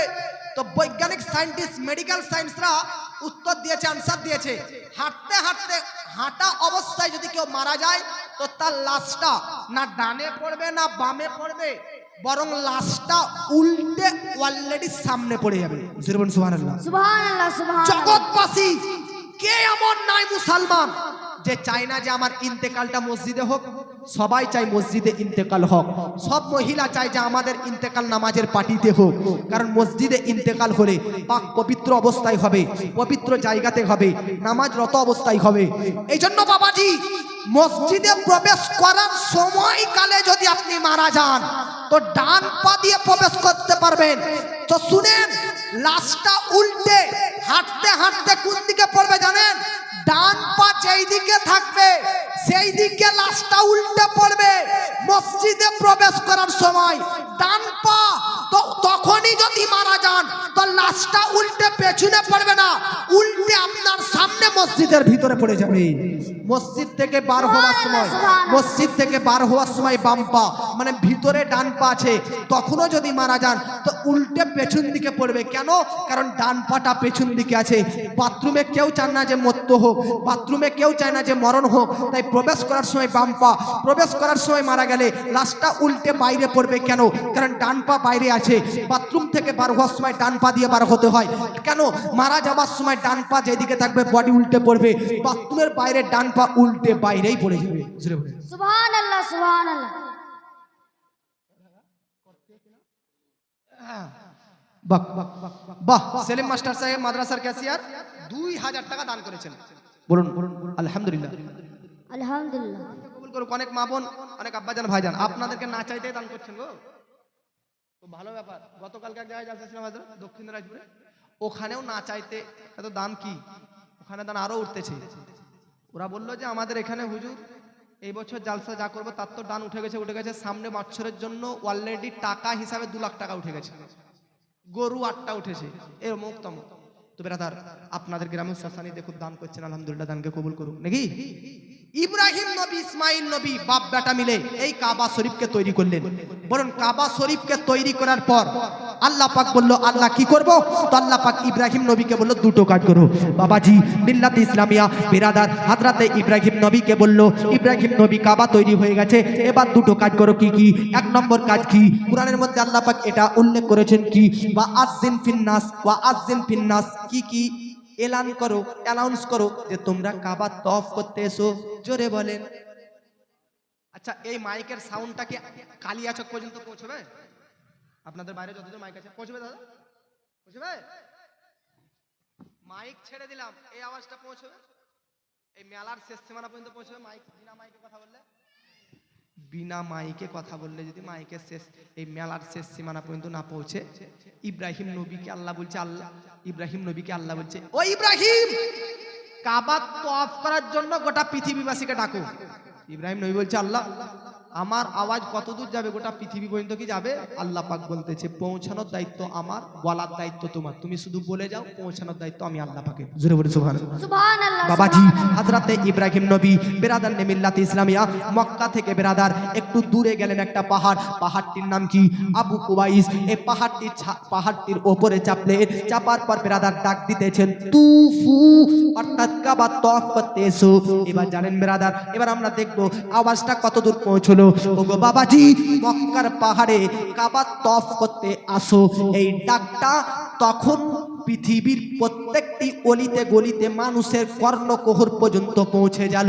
জোরে বলেন সুবহানাল্লাহ, সুবহানাল্লাহ। শুধু তাই নয়, আল্লাহ কত ক্ষমতাবান, আল্লাহ কতটা শক্তিমান, আল্লাহ কতটা পাওয়ারফুল। এই ডাকটা শুধু পৃথিবীতে যখন মানুষ কান পর্যন্ত পৌঁছেছে এমন নয় বাবাজি, যারা এখনো পৃথিবীতে আসেননি, যারা এখনো পৃথিবীতে আসেননি, তাদের পেটে বাচ্চা আছে, যাদের মায়ের পেটে বাচ্চা আছে, যারা পৃথিবীতে এখনো আসেনি, তাদের কান পর্যন্ত ইব্রাহিম নবীর ডাকটা আল্লাহ পৌঁছে দিলেন। সুবহানাল্লাহ, আল্লাহ সুবহানাল্লাহ। রাব্বুল আলামিন বলল, ইব্রাহিম নবী ডাক দাও, কাবা তওয়াফ করতে এসো। চিন্তা নাই, চিন্তা নাই। এখনো পর্যন্ত আমরা তো তখন পৃথিবীতে ছিলাম না, আজ থেকে 2000 বছর আগেকার ঘটনা। তখন ছিলাম আমরা রুহের জগতে। আল্লাহ পাক ইব্রাহিম নবীর ডাকটা রুহের জগতে পর্যন্ত পৌঁছে দিলেন। বাবাজি, রুহের জগতে পৌঁছে দিলেন, আমাদের কান পর্যন্ত পৌঁছে দিয়েছিলেন। তাহলে বাবাজি, ইব্রাহিম নবীর ডাক এক নম্বর হচ্ছে তখন যারা পৃথিবীতে ছিলেন তাদের কান পর্যন্ত পৌঁছলো, তখন যারা মায়ের পেটে ছিল তাদের কান পর্যন্ত। 3 নম্বর হচ্ছে তখন যারা আসেনি পৃথিবীতে, অর্থাৎ আমরা রুহের জগতে ছিলাম, আমাদেরও কান পর্যন্ত পৌঁছালো। এবার শুনেন বেরাদার, এই তিনটি জায়গা থেকে দেখবেন স্কুলে যখন শিক্ষক ডাক দেয়, অমুক অমুক অমুক, যে ছাত্রর নাম পড়ে সেই ছাত্র দাঁড়িয়ে যায় আর বলে, ইয়েস স্যার, ইয়েস ম্যাম। বাবাজি, ইব্রাহিম নবী বললে কাবা তওয়াফ করতে এসো। ইব্রাহিম নবীর এই কাবা তওয়াফ করতে আসা ডাকটা 3 জায়গাতে পৌঁছলো। তখন পৃথিবীতে যারা বেঁচে ছিলেন বা যারা মায়ের পেটে ছিলেন, আর আমরা ছিলাম না রুহের জগতে, আমাদের কান পর্যন্ত। যে জায়গা থেকে বেরাদার একবার লাব্বাইক, অর্থাৎ একবার হাজির বলেছিল, আমরা হয়তো রুহের জগতে, তখন হয়তো পৃথিবীর অন্য কোনো প্রান্ত থেকে যে একবার বলেছে লাব্বাইক, অর্থাৎ হাজির ইয়া নবী আল্লাহ ইব্রাহিম, তার একবার লাব্বাইক বলাতে আল্লাহ পাক পৃথিবীর মধ্যে একবার হজ করার সুযোগ দিয়ে দিবে। সুবহানাল্লাহ, সুবহানাল্লাহ। তো আপনাদের গ্রামে হাজী সাহেব যিনারা আছেন, তিনারা নিশ্চয় হাসরে রুহের জগতে একবার লাব্বাইক বলেছিল বলে ব্রাদার একবার হজ করার সুযোগ পেয়েছে। বাবাজি, ইমামে আজম আবু হানিফা রহমাতুল্লাহ আলাইহি 55 বার লাব্বাইক বলেছে, তাই 55 বার হজ করেছেন। ইমাম আহমদ রাজা আলা হযরত 2 বার লাব্বাইক বলেছে, তাই 2 বার হজ করেছে। জগৎবাসী আজকেও এই গ্রামে যিনারা একবার হজ করেছে তারা নিশ্চয়ই একবার লাব্বাইক বলেছেন এই কথাটার উপর ভিত্তি করে। তবে আপনারা বলবেন, হুজুর আমরা যদিও বা লাব্বাইক না বলে আছি তাহলে তো হজ করার সুযোগ পাবো না। হ্যাঁ, এটা বাস্তব যে লাব্বাইক বলেননি রুহের জগতে, তে হজ করার সুযোগ পাবেন না। তো হুজুর যদিও বা লাব্বাইক বলেনি, তো কোনো কি চান্স আছে, কোনো কি সুযোগ আছে হুজুর যে হজ করার সুযোগ পাবো, আল্লাহ তৌফিক হবে? তে একটা সুযোগ আছে। মুহাব্বতে বলুন সুবহানাল্লাহ। বাবাজি, সুযোগটা কি? হাদিস শরীফের মধ্যে লিপিবদ্ধ রয়েছে, এমন একটা সুযোগ আছে যে সুযোগটা আপনাদেরকে হজ নসিব করে দিতে পারে। সেই সুযোগটার নাম হচ্ছে দোয়া। দোয়া দোয়া দোয়া। বাবাজি, দোয়াই হচ্ছে এমন একটা জিনিস যিনি ভাগ্যকে পর্যন্ত পরিবর্তন করতে পারে। এই জন্য বাবাজি, নামাজ পাঠ করার পর নামাজের পাটিতে, রাতের রোজা আদায় করার পর ইফতার করার সময়, সেহরি খাওয়ার সময় বাবাজি জাসনে জুলুসে বের হবেন, তখন যখন উত্তম উত্তম ভালো ভালো সময়ে উজু অবস্থাতে হাত তুলবেন আল্লাহর দরবারে আর দোয়া করবেন, আল্লাহ গো আমাকে একবার সোনার মদিনায় হজ করার তৌফিক দান করো, মক্কা নগরে হজ করার সুযোগ দাও, একবার আমাকে মক্কা মদিনাতে পৌঁছানোর সুযোগ দিয়ে দাও। জোরে বলেন না। পীরি রওজা শরীফ দেখে মন ভরে না, দিদার দাও গো শাহে মদিনা। জোরে বলেন সুবহানাল্লাহ, সুবহানাল্লাহ। মহব্বতে বলেন সুবহানাল্লাহ। সুবহানাল্লাহ। না পীরি রওজা শরীফ দেখে মন ভরে না, দিদার দাও গো শাহে মদিনা। দিদার দাও গো শাহে মদিনা। আরশের মেহমান করেছে আল্লাহ, কত শান কত মান মোর কামলিওয়ালা। আরশের মেহমান করেছে আল্লাহ, কত শান কত মান মোর কামলিওয়ালা। ও গো মদিনাওয়ালা, ও গো মাকিওয়ালা, দয়া করো না। ও গো মদিনাওয়ালা, দয়া করো না। দিদার দাও গো শাহে মদিনা। সুবহানাল্লাহ সুবহানাল্লাহ জোরে বলেন সুবহানাল্লাহ। ভাই। আমি তো আবেগে আপনাদেরকে বলতেছি, তো আপনারা সুবহানাল্লাহ বলেন। এটা আওয়াজ শ্মশানের, এটা আওয়াজ। হাত উঠে বলুন সুবহানাল্লাহ। সুবহানাল্লাহ আর মহব্বতে বলুন সুবহানাল্লাহ। নবীর রওজা শরীফ দেখে মন ভরে না, দিদার দাও গো শাহে মদিনা। সুবহানাল্লাহ, জোরে বলেন। সুবহানাল্লাহ। Medina Medina Medina Medina. জোরে। সুবহানাল্লাহ মদিনা মদিনা আশিক মুমিনের ঠিকানা। মদিনা মদিনা আশিক মুমিনের ঠিকানা। দিদার চেয়ে কাঁদো তোমরা, দিদার চেয়ে কাঁদো তোমরা, হও না নবীর দিওয়ানা। মদিনা মদিনা আশিক মুমিনের ঠিকানা। জোরে বলেন। সুবহানাল্লাহ সুবহানাল্লাহ। আদম আল্লাহ পাক হাজরাতে ইব্রাহিম নবীকে বলেছিল দুটো কাজ করো। তো কাবা তৈরি করার পর একটা কাজ করলেন, লাব্বাইক, এটার কারা কাবা তপ করতে আসে ডাক দেওয়ার। আর একটা কাজ কি, ইব্রাহিম নবী একটা দোয়া করলেন, কি, রব্বানা, আল্লাহ কাবা তৈরি হয়ে গেছে, ওয়াবাস, এবার পাঠিয়ে দাও, ফিহিম, আমারই মধ্য হইতে একটা নবী মুহাম্মদ রাসূলুল্লাহকে। জোরে বলুন সুবহানাল্লাহ। সুবহানাল্লাহ সুবহানাল্লাহ। আমার নবীর পৃথিবীতে আসার দোয়া ইব্রাহিম নবী পর্যন্ত কাবা তৈরি করার পর করেছেন। জোরে বলুন সুবহানাল্লাহ। সুবহানাল্লাহ। মিলাদুন নবী ঈসা নবী করেছেন, ইব্রাহিম নবী করেছেন, আরো অন্যান্য পয়গম্বরও করেছেন। জোরে বলেন সুবহানাল্লাহ।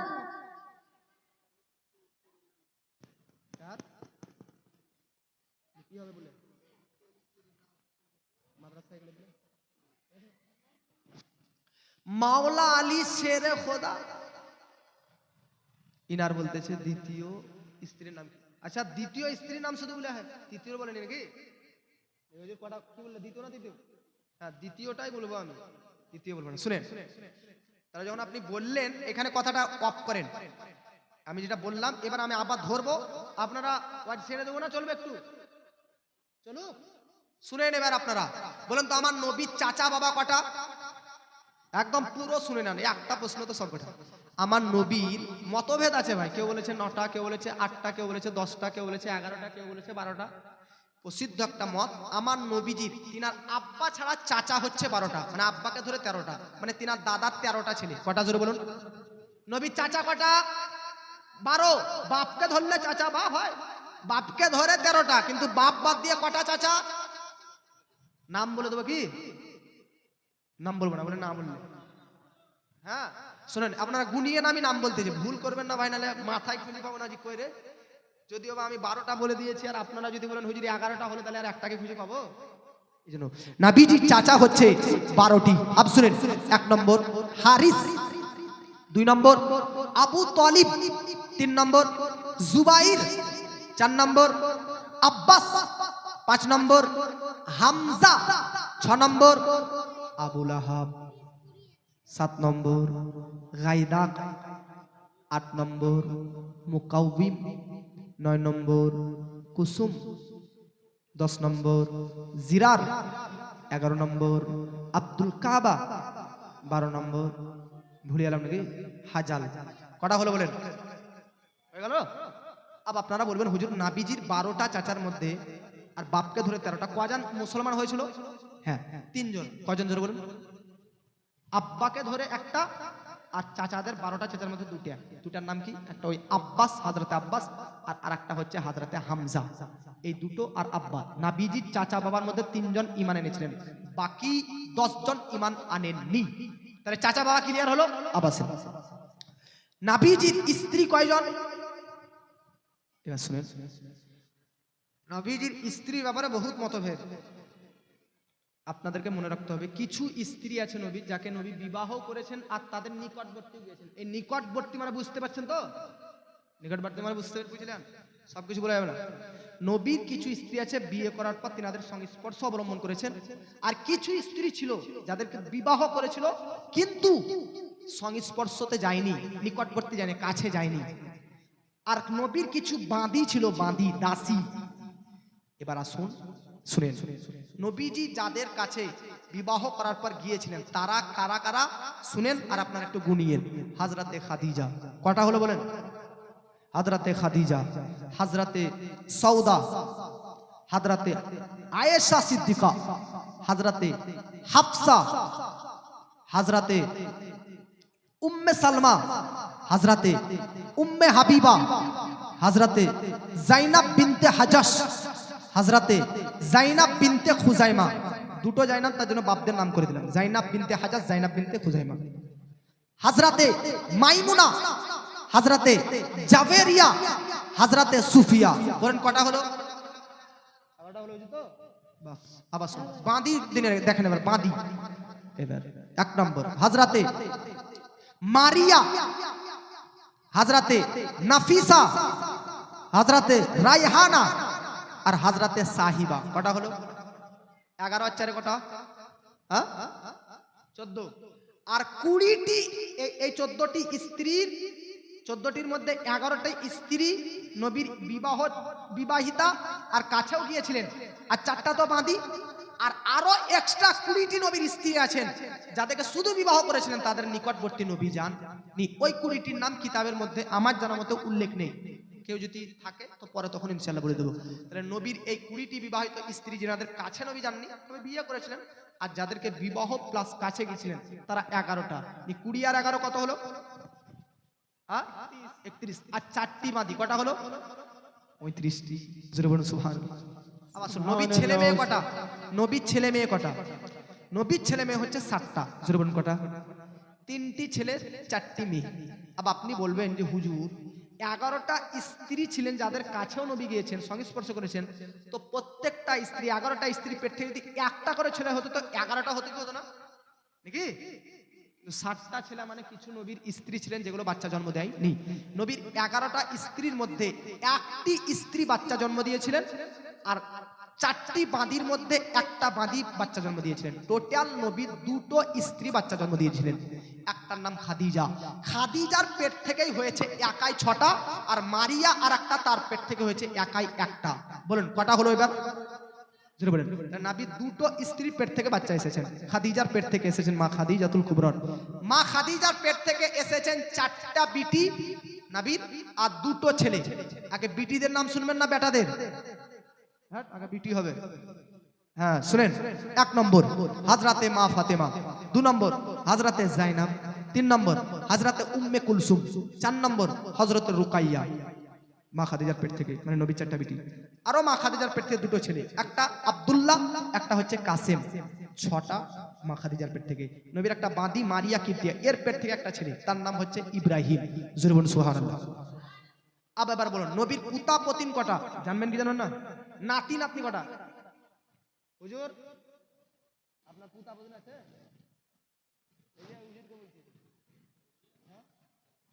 এই হুজুরের পুতা পতিন আছে। পুতা হয় ছেলেদের মাধ্যমে নাকি, আর নাতি নাতনি হয় মেয়ের মাধ্যমে। কথা ঠিক না ভাই? আমার ছেলে হবে, তার ছেলে হবে, এরা আমার পুতা পতিন হবে। আমার মেয়ে হবে, আমার মেয়ের ছেলে মেয়ে হবে, আর নাতি নাতনি হবে নাকি? আবার শুন, নবীর 3টি ছেলে 4টি মেয়ে, কটা পুতা পতিন আর কটা নাতি নাতনি? মনে রাখবেন, নবীজির পৃথিবীতে কোনো পুতা পতিনই নেই। এর মানে নবীজির 3টি ছেলেই নাবালক অবস্থায় ছোট্টকালে শৈশবকালেই ইন্তেকাল করেছেন। বলুন ইন্না লিল্লাহি ওয়া ইন্না ইলাইহি রাজিউন। জোরে বলুন না ভাই, ইন্না লিল্লাহি। হ্যাঁ, নবীজির কোনো পুতা পতিন নাই ভাই। ছোটকালে যদি মারা যায় তাহলে বিয়ের কোনো প্রশ্ন নাই, আর বিয়ে না করলে ছেলেরও কোনো প্রশ্ন নাই। আপনাদের মতন ছেলে ভেবে নবীকে নাকি বিয়া না করতে ছেলে, এ নবীর ছেলে নাবালক অবস্থাতে ইন্তেকাল করেছে। আবার শুন, নাতি নাতনি আছে, আর নাতি নাতনি আজ পর্যন্ত গোটা পৃথিবীর মধ্যে রয়েছে। সুবহানাল্লাহ সুবহানাল্লাহ। আবে শুন, নবীর নাতি নাতনি কটা? তো আমাদেরকে নবীর 4টা বিটিকে দেখতে হবে কার কার সাথে বিয়ে হয়েছে আর কার কটা ছেলে হয়েছে। দেখুন 1 লাখ টাকার নাম বলবো, গুনবেন খালি। হাজরাতে জাইনাব, জাইনাবের বিবাহ হয়েছে তার খালাইতো বোন মানে মা খাদিজার বোনের বেটার সাথে। জাইনাবের খালাইতো ভাইয়ের সাথে বিয়ে, মানে মা খাদিজা বোনের ছেলের সাথে। জাইনাব নাবির এই বিটি জাইনাবের বিয়ে যার সঙ্গে হয়েছে সে হচ্ছে খালাইতো ভাই, সে কিন্তু কাফের ছিল। তার নাম কি? আবুল আস। নবীর জামাইয়ের নাম কি হলো? আবুল আস। নাবির এই বিটি জাইনাবের সঙ্গে আবুল আসের বিবাহ হবার পর জাইনাবের পেট থেকে দুটো ছেলে হয়েছিল, একটা ছেলে একটা মেয়ে। জোরে বলুন কি? একটা ছেলে নাম হচ্ছে আলী আর একটা মেয়ে নাম হচ্ছে উমামা। জোরে বলুন সুবহানাল্লাহ। সুবহানাল্লাহ। আর মহাপদে বলুন কি? উমামা। নাবির তাহলে কটা নাতি নাতনি পেলাম আমরা? মাদ্রাসা সভাপতি সাহেব দিলাম 500। কটা নাতনি নাতনি পেলাম? দুইটা। আবার শোন, নবীর দ্বিতীয় নম্বর বেটি নাম হচ্ছে হাজরাতে রুকাইয়া। মনে রাখবেন রুকাইয়ার বিবাহ প্রথমে আবু জেহেলের বেটার সঙ্গে হয়েছিল, উতবার সঙ্গে। আমার নবী যেই দিন ইসলামের দাওয়াত দিতে আরম্ভ করলো তখন আবু জেহেল নবীর বেটিকে, আবু জেহেল তার বেটাকে বললো নবী ইসলাম প্রচার করে, আমাদের মূর্তিদের বদনাম করে, যা নবীর বেটিকে ছেড়ে দেবে, তালাক দিয়ে দে, ডিভোর্স দিয়ে দে। এই জন্য প্রথমে নবীর বিটি রুকাইয়ার সাথে আবু জেহেলের বিটির বিবাহ হয় না, আবু জেহেল ছাড় করে দেয়। আবু জেহেল ছাড় করে দেওয়ার পর নবীর এই বিটি রুকাইয়াটার বিবাহ সাহাবিয়ে রাসূল হযরতে ওসমান গনির সঙ্গে হয়। জোরে বলুন সুবহানাল্লাহ। সুবহানাল্লাহ। আব এই রুকাইয়ার পেট থেকে একটা ছেলে জন্ম হয়, মেয়ে হয়নি, একটাই ছেলে, নাম হচ্ছে আব্দুল্লাহ। জোরে বলুন সুবহানাল্লাহ। সুবহানাল্লাহ। নাতি নাতনি কটা হলো? 3টি। আবার শুন, নবীর 3 নম্বর বেটি নাম হচ্ছে হযরতে উম্মে কুলসুম। উম্মে কুলসুমের বিয়েও আবু জেহেলের আরেকটা বেটার সঙ্গে হয়েছিল, নাম কি? উতাইবা। এই উতাইবাকেও আবু জেহেল তার বাপ বলেছিল ছেড়ে দে নবীর বিটিকে, ছেড়ে দিয়ে হলো। তার মানে নবীর দুটা বিটির সঙ্গে আবু জেহেলের দুটা বেটার বিবাহ হয়েছিল। নিয়ে আবু জেহেল নবী ইসলাম প্রচার করতে লাগলো, তার জন্য আবু জেহেল বললো যে নবী ইসলামের কথা বলে যাওয়ার দুটো বিটিকে ছেড়ে দে। তো 3 নম্বরে বিটি উম্মে কুলসুমটাকেও ছেড়ে দেওয়া হয়। তারপরে ছেড়ে দেওয়ার পরে আমার নবীর ওই 3 নম্বর বিটি উম্মে কুলসুমের সঙ্গেও সাহাবী রাসূল ওসমান গনির বিবাহ দিয়ে দেয়। জোরে বলুন সুবহানাল্লাহ। সুবহানাল্লাহ। মানে সুবহানাল্লাহ। ওসমান গনির সঙ্গে নবীর দুটো বিটির বিয়ে হয়েছিল, রুকাইয়া আর উম্মে কুলসুম। যে দুটো বিটির সঙ্গে আবু জেহেলের দুটো বেটার বিয়ে হয়েছিল, ছেড়ে দেওয়ার পর দুটো বিটিকে ওসমান গনি বিবাহ করেছিলেন। এই জন্য ওসমান গনির নাম হয়ে যায় জিন্নুরাইন, 2 নূরওয়ালা। যারা নবীকে বলেন নূর মানেন না তাদেরকে বলুন জিন্নুরাইন। ওসমান গনিকে বলেন কে বলেন না। জিন্নুরাইন মানে কি? 2 নূরওয়ালা, মানে নবীর দুটো নূর মেয়েকে বিবাহকারী। জোরে বলুন সুবহানাল্লাহ। সুবহানাল্লাহ। 4 নম্বর নবীর বেটি হাজরাতে মা ফাতেমা, তিনাহার বিবাহ হয় হাজরাতে আলীর সঙ্গে। জোরে বলুন সুবহানাল্লাহ। সুবহানাল্লাহ। আব মা ফাতেমার পেট থেকে তাহলে নবীর নাতি নাতনি কটা পেয়েছি আমরা? 3টা গো। উম্মে কুলসুমের পেট থেকে কোনো বাচ্চা হয়নি, জাইনাবের পেট থেকে দুটো হয়েছিল আর রুকায়ের পেট থেকে একটা, তাহলে 3টা না। আর উম্মে কুলসুমের সঙ্গে বিয়ে ওসমান গনির হয়েছিল কিন্তু সন্তান হয়নি। এবার আসুন 4 নম্বরে মা ফাতেমা। মা ফাতেমার সঙ্গে আলীর বিবাহ হয়েছিল। তো মা ফাতেমা যতদিন বেঁচে ছিলেন ততদিন আলী অন্য জায়গায় বিবাহ করেননি, যতদিন মা ফাতেমা বেঁচে ছিলেন। মা ফাতেমার ইন্তেকালের পর আলী বিবাহ করেছিল আরো এক্সট্রা 8টা। জোরে বলুন কটা? अब আপনি তো বলেন দ্বিতীয় মানে 2 নম্বরটা বলেন, 7টা বলতে কিন্তু আপনি সুযোগ হারিয়ে দিলেন। তাহলে আরো 8টা বিবাহ করেছে, তার মধ্যে একটা স্ত্রীর নাম হচ্ছে উমামা। মা ফাতেমার ইন্তেকালের পর এই মেয়েটার সঙ্গে বিবাহ হয়েছে। জোরে বলুন সুবহানাল্লাহ। আবার শুন, মা ফাতেমার পেট থেকে তার নবীর স্ত্রী কটা বললাম তো? এই হযরতে আলীর কটা স্ত্রী? মা ফাতেমা একটা, ওনার ইন্তেকালের পর 8টা বিবাহ করেছিল, তাহলে টোটাল কটা হলো? 9টা। তাহলে মা ফাতেমা এটা তো নবীর বিটি, এর পেট থেকে কটা বাচ্চা হয়েছিল দেখি? 6টা। কটা বলুন জোরে বলুন? এ কটা গো? 6টা। 3টা ছেলে 3টা মেয়ে। এবার দেখুন ছেলেদের নাম কি? একটার নাম ইমাম হোসেন, ইমাম হাসান, একটার নাম মুহসিন। মেয়েদের নাম দেখেন উম্মে কুলসুম, রুকাইয়া, জাইনাব। নবীরও 3টি বেটি, মা ফাতেমা ছাড়া 3টি বেটির নাম উম্মে কুলসুম, রুকাইয়া, জাইনাব ছিল। তাই নবীর বেটি মা ফাতেমা তার 3টি বেটির নাম 3টি বোনের নামে নাম রেখে দিয়েছে। জোরে বলুন সুবহানাল্লাহ। আপনারা নাম এখন বাচ্চা হলে রাখেন এমন যে হুজুর এমন নাম দেন যেন গোটা পাড়াতে না থাকে। আর মা ফাতেমা তার 3টা বোনের নামে একই বাড়িতে 3টা মেয়ের নাম রেখে দেয়। জোরে বলুন। তাহলে মা ফাতেমার কটা সন্তান সন্ততি বললাম? জোরে বলুন। 3টা বিটি আর একটা। রুকাইয়া নবীর, মা ফাতেমার রুকাইয়া আর মুহসিন এই একটা বিটি একটা বেটা ছোটতে মারা গিয়েছিল। আর হাসান হোসেন, হোসেন তো কারবালার প্রান্তরে শহীদ, আর হাসানকে বিষ পান করানো অবস্থায়। আর দুটো মেয়ে, একটা উম্মে কুলসুম, এর বিবাহ হয়েছিল উমারে ফারুকের সঙ্গে, আর জাইনাব এর বিবাহ হযরতে আলীর চাচাতো ভাই আব্দুল্লাহ ইবনে জাফরের সঙ্গে। জোরে বলুন সুবহানাল্লাহ। আচ্ছা, হযরতে আলীর মা ফাতেমার পেট থেকে 6টা, আরো 8, তাহলে ভাবুন নবীর আরো 3টি বেটির পেট থেকে 3টা ছেলে পেয়েছিলাম, তার মধ্যে 2টো মেয়ের পেট থেকে 3টা, একটা তো জন্মই দেননি, আর মা ফাতেমার পেট থেকে 6টা, 6 আর 3 কটা? তাহলে নবীর নাতি নাতনি কটা হলো টোটাল? 9টা। এবার আসুন, মা ফাতেমা ছাড়া হযরতে আলী আরো এক্সট্রা 8টা বিবাহ করেছিলেন, 9টা স্ত্রী। হযরতে আলীর 9টা স্ত্রীর পেট থেকে টোটাল ছেলে মেয়ে হচ্ছে 32টা। জোরে বলুন সুবহানাল্লাহ। সুবহানাল্লাহ। আপনারা মনে করেন হাসান হোসেন খালি 2 ভাই? নো, হাসান হোসেন 2 ভাই নয়, 32টি ভাই বোন। তার মধ্যে 17টি বোন, 17টি হযরতে আলীর মেয়ে, আর 15টি ছেলে। 15টি ছেলের মধ্যে 12টি ছেলে কারবালার প্রান্তরে শহীদ হয়ে গেছেন। জোরে বলুন সুবহানাল্লাহ। সুবহানাল্লাহ। আর মহব্বতে বলুন সুবহানাল্লাহ। সুবহানাল্লাহ। সুবহানাল্লাহ। আসুন, নবীর ফুফি কয়জন? ফুফি, চাচা তো শুনলেন, ফুফি হচ্ছে 6টা। নাম কি কি? আমিমা, 2 নম্বর হচ্ছে আরওয়া, 3 নম্বর হচ্ছে উম্মে হাকিম, 4 নম্বর বাররা, তারপরে 5 নম্বর হচ্ছে ব্রাদার মিল্লাত ইসলামিয়া সুফিয়া, 6 নম্বর হচ্ছে আতিকা। এই 6টি নবীর ফুফির মধ্যে একটা ঈমান এনেছিল, মুসলমান হয়েছিল, এটা কনফার্ম, তার নাম সুফিয়া। বাকি আর কেউ এনেছিল কিনা এই ব্যাপারে মতভেদ আছে। নবীর 6টা ফুফি শুনলেন, 12টা চাচা শুনলেন, কটা স্ত্রী শুনলেন, কটা ছেলে মেয়ে শুনলেন, নাতি নাতনি শুনলেন। জান প্রাণ ভরলো ভাই, জি। বললো। আর যে প্রশ্ন করেছিল তার উত্তর পেয়ে গেল ভাই, হ্যাঁ না বলেন না, পেলো। আব আপনার একবার হাত উঠিয়ে একবার সুবহানাল্লাহ বলেন, আর একটা গজল পাঠ করবো। মহাব্বতে বলেন সুবহানাল্লাহ। সুবহানাল্লাহ। সুবহানাল্লাহ। আব বলুন, এখনো পর্যন্ত উর্দু শোনার শখ আছে না বাংলা? উর্দু। আজ বলেন বাংলা না? মহাব্বতে বলেন সুবহানাল্লাহ। বিরহে দিল পুড়ে ছাড়িখার যে আমার ইয়া রাসূলুল্লাহ, বিরহে দিল পুড়ে ছাড়িখার যে আমার ইয়া রাসূলুল্লাহ, আমার কেউ নেই তুমি ছাড়া সাহারা ইয়া রাসূলুল্লাহ। জোরে বলেন সুবহানাল্লাহ।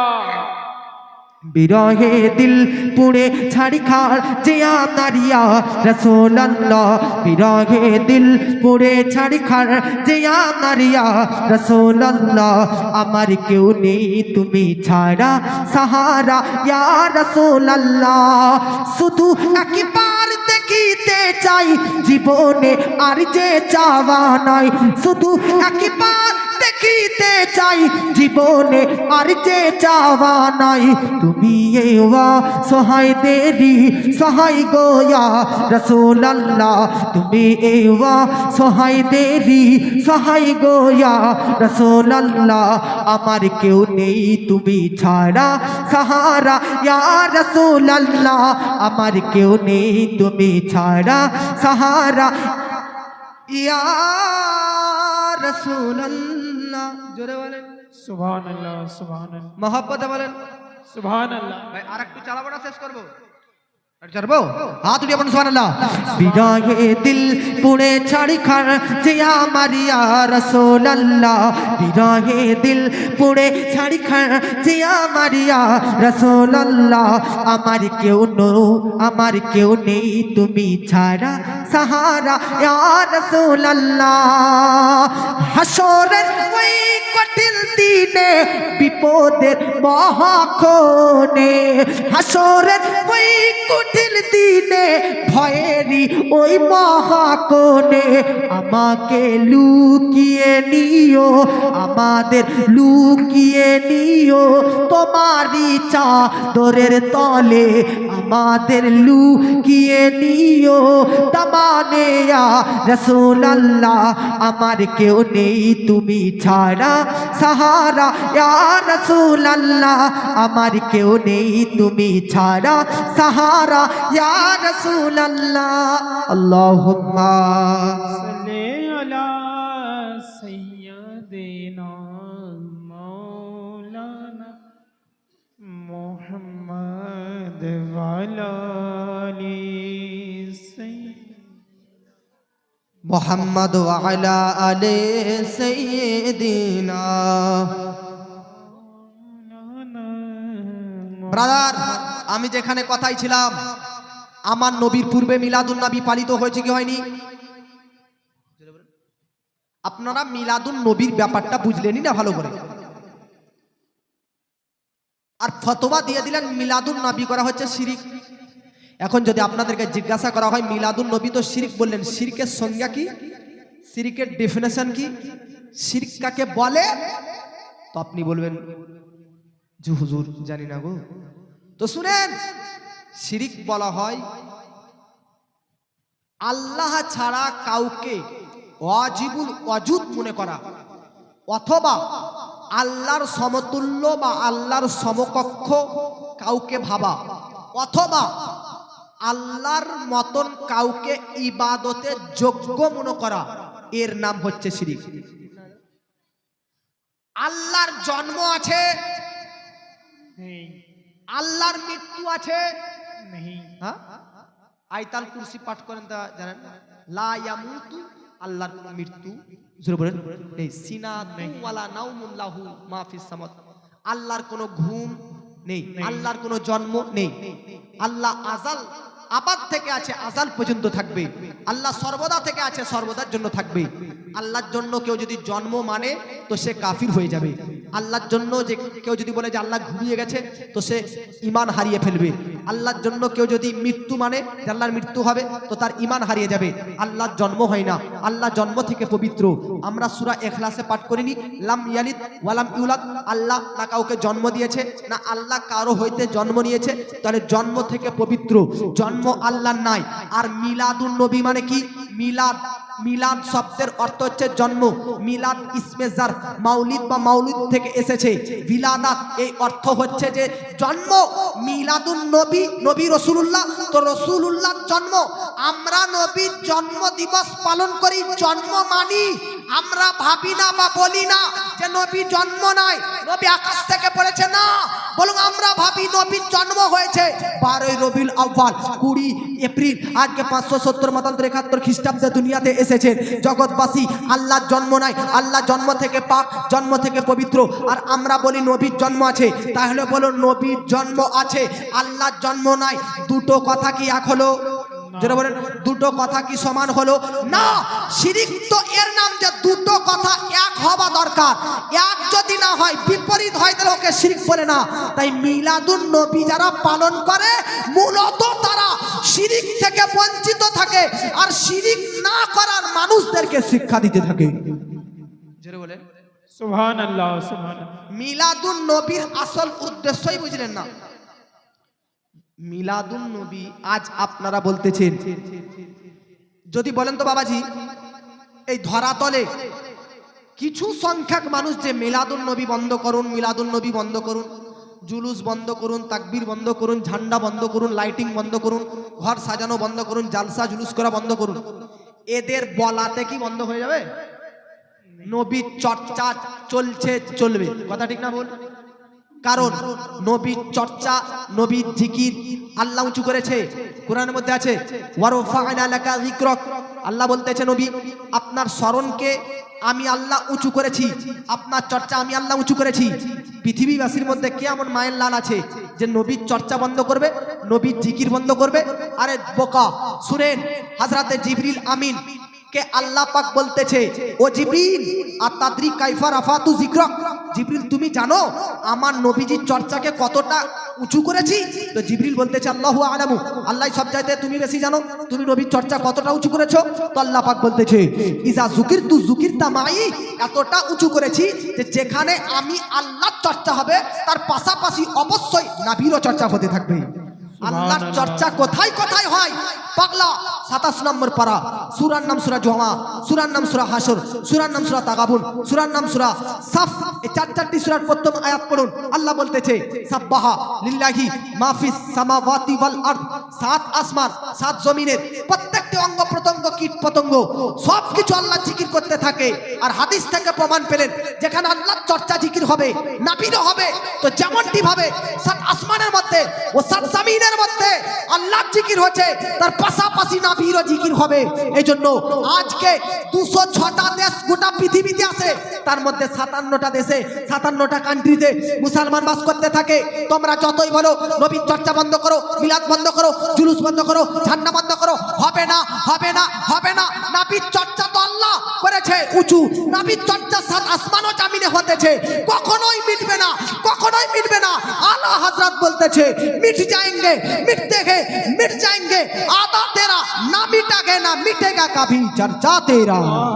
सुभान अल्लाह, सुभान अल्लाह, জোরে বলে सुभान अल्लाह। আচ্ছা বলেন তো, মিলাদুন নবী মূলত নিয়ামতের শুকরিয়া আদায় করা। কি বললাম ভাইরা? হুজুর কি বললাম? নিয়ামতের শুকরিয়া আদায় করা।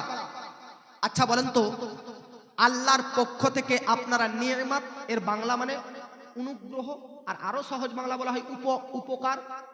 তো আল্লাহ কি আপনাদের উপকার করেছে কি করেনি? করেছে।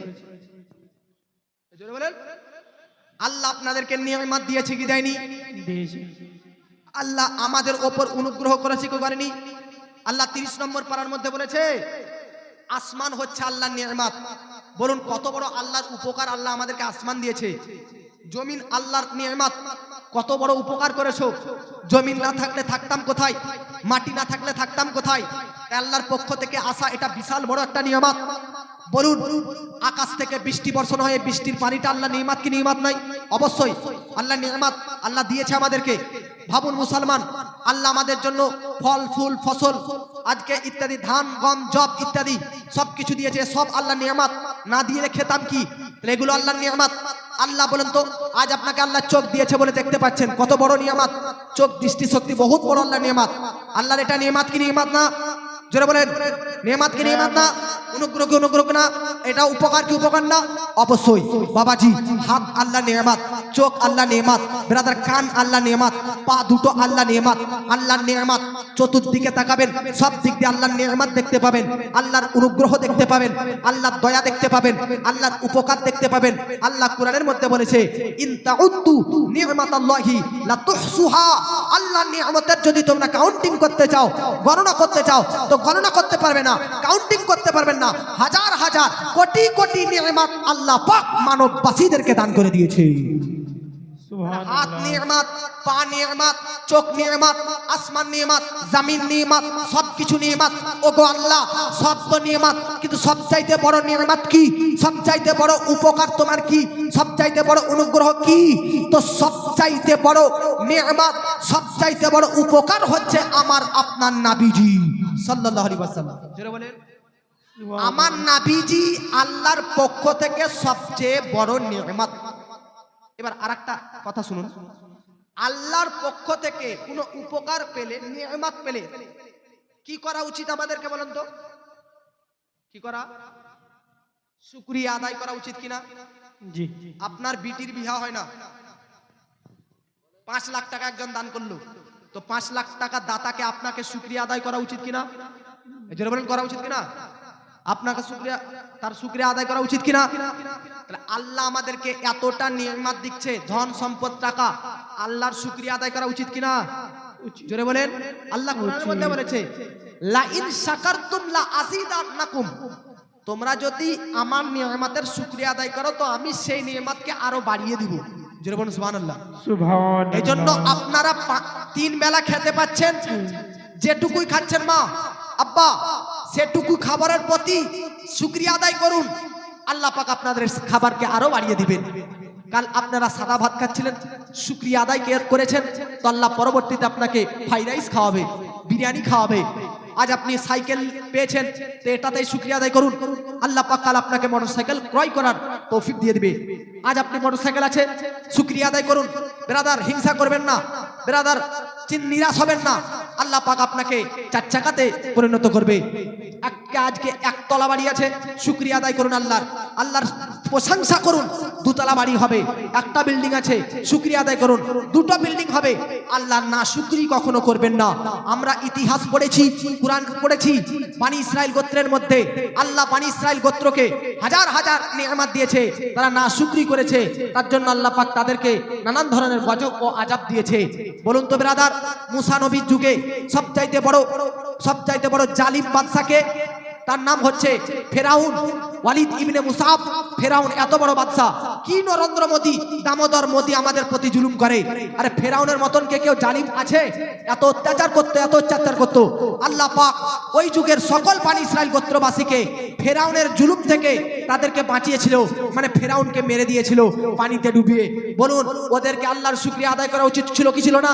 ছিল, কিন্তু কেউ শুকরিয়া আদায় করেনি। তার জন্য আল্লাহ তাদেরকে 50 মাইলের মধ্যে একটা ময়দানে ফাঁসিয়ে দিয়েছিল। 40 বছর পর্যন্ত নিজের বাড়ি যেতে পারেনি। যদি তারা সেই দিন ফেরাউনের হাত থেকে নিস্তার পাওয়ার পর শুকরিয়া আদায় করতো, তাহলে টিহ নামক এই ময়দান গজব তাদেরকে আল্লাহ দিত না বেরাদার। কিন্তু শুকরিয়া আদায় করেনি বলে গজব দিয়েছিল বেরাদার। যখন তারা ময়দানে ফেঁসে গিয়েছিল, তখন আল্লাহ তাদেরকে নিয়ামত ভালোবেসে দিয়েছিল। কি? তাদের খাবারের জন্য মান্না সালোবা দিয়েছিল, হালুয়া দিয়েছিল, রান্না করা মাংস তাদেরকে দিয়েছিল। বলুন, আল্লাহর পক্ষ থেকে মান্না সালোয়া নামক কোরআনে আছে, খাবার তাদের কাছে আসতো, তবুও তারা আল্লাহর ওই নিয়ামতের শুকরিয়া আদায় করেনি। তারপরেও আল্লাহ তাদেরকে বেরাদার পিপাসিত এবং ক্ষুধার্ত রেখেছিল। আল্লাহ পাক বনি ইসরাইল গোত্রের মধ্যে নানান ধরনের বেরাদার তাদের প্রতি নিয়ামত দান করেছিল। তাদেরকে তাবুতে সাকিনা দিয়েছিল। তাবুতে সাকিনা একটা বাক্সর নাম। এই বাক্সটির মধ্যে বহু নবীর স্মৃতি রাখা ছিল। হযরতে আদম নবীর লাঠি, মুসা নবীর বেরাদার আসা মুবারক, সুলাইমান নবীর আংটি, হারুন নবীর পাগড়ি, মুসা নবীর জুতা, সব প্রায় নবীদের স্মৃতি ওই তাবুতে সাকিনা নামক যেটা কোরআনের মধ্যে আছে ওই বাক্সের মধ্যে ছিল। এই বাক্সটা এত বরকতপূর্ণ ছিল যে যদি কোনো সমস্যা আসতো, তো সমস্যার উপরে বাক্সটা রেখে সামনে রেখে দোয়া করলে দোয়া কবুল হয়ে যেত। এত বড় নিয়ামত তাদেরকে আল্লাহ দিয়েছিল, তবুও শুকরিয়া আদায় করেনি। তারপর আল্লাহ তাদেরকে আযাব দিয়েছিল। জগৎবাসী তো আমরা বনি ইসরাইল গোত্রবাসী নয়, আমরা উম্মতে মুহাম্মদী। আমাদেরকে শুকরিয়া আদায় করা উচিত কি উচিত না? তো জগৎবাসী, আসমান পে যদি শুকরিয়া আদায় করা উচিত হয়, জমিন পে যদি শুকরিয়া আদায় করা উচিত হয়, আজকে বেরাদার বৃষ্টির জল পে শুকরিয়া আদায় করা যদি উচিত হয়, আজকে হাত মুখ নাক কান ইত্যাদি পে শুকরিয়া আদায় করা যদি উচিত হয়, তো সবচেয়ে বড় নিয়ামত নবীকে পেয়ে কেন আমরা শুকরিয়া আদায় করব না? জোরে বলেন আর মহব্বতে বলেন। কুরআনের মধ্যে একটা আয়াত আছে, ওয়াযাক্কিরহুম বিআইয়ামিল্লাহ। কি আছে? ওয়াযাক্কিরহুম বিআইয়ামিল্লাহ। আল্লাহর দিনকে স্মরণ করো। রবিবার, শনিবার, সোমবার, মঙ্গলবার, বুধবার, বৃহস্পতিবার, শুক্রবার সবগুলোই আল্লাহর দিন কিনা? আল্লাহর দিন। সব মাসই আল্লাহর মাস, সব দিনই আল্লাহর দিন। তবু আল্লাহ বলছে, আল্লাহ বলছে যে আমার দিনকে স্মরণ করো।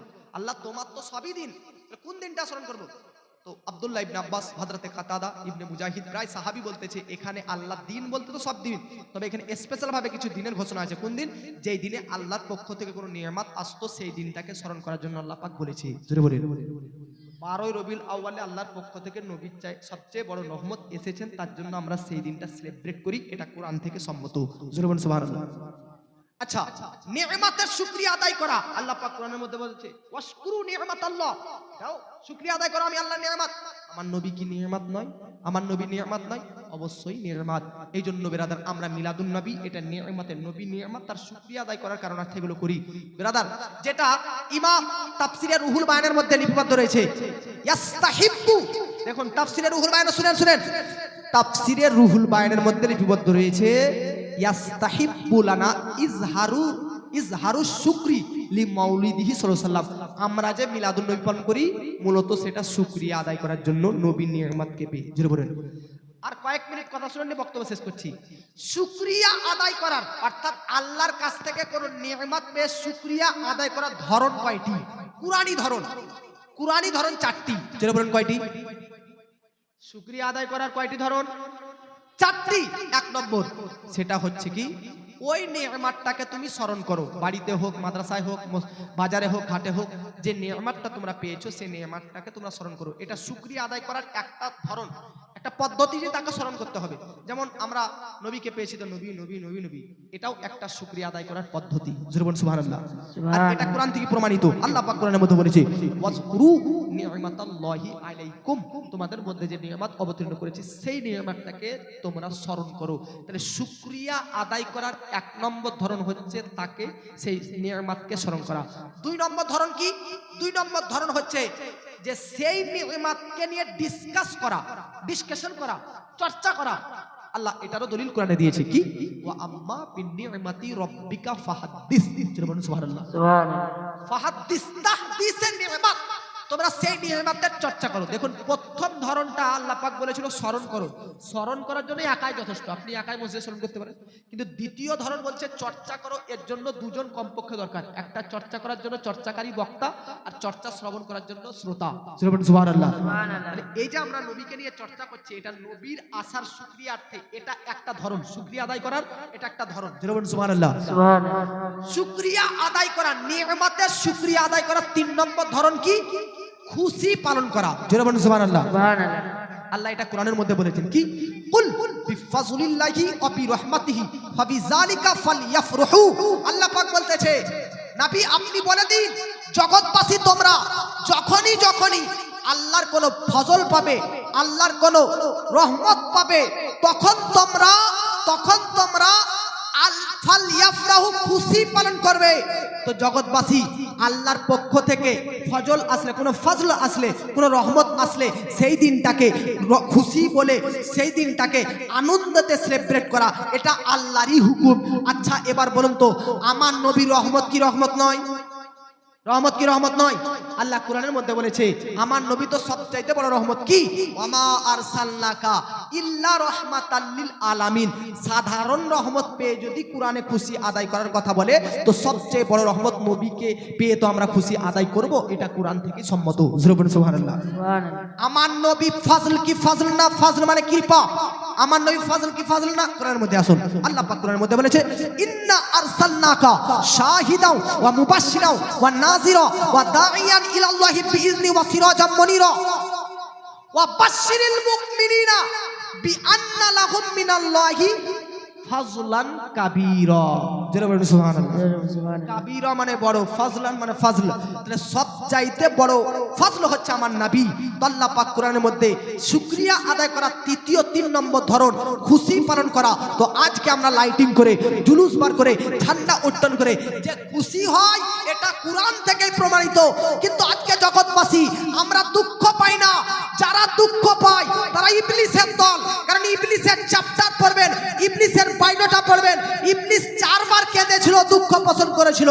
একবার যখন তাকে আল্লাহ আসমান থেকে বার করে দিয়েছিল, 2 বার যখন তাকে অভিশপ্ত করেছিল, 3 বার যখন সূরা ফাতিহা নাজিল হয়েছিল, 4 বার যখন আমার নবীর জন্ম হয়েছিল।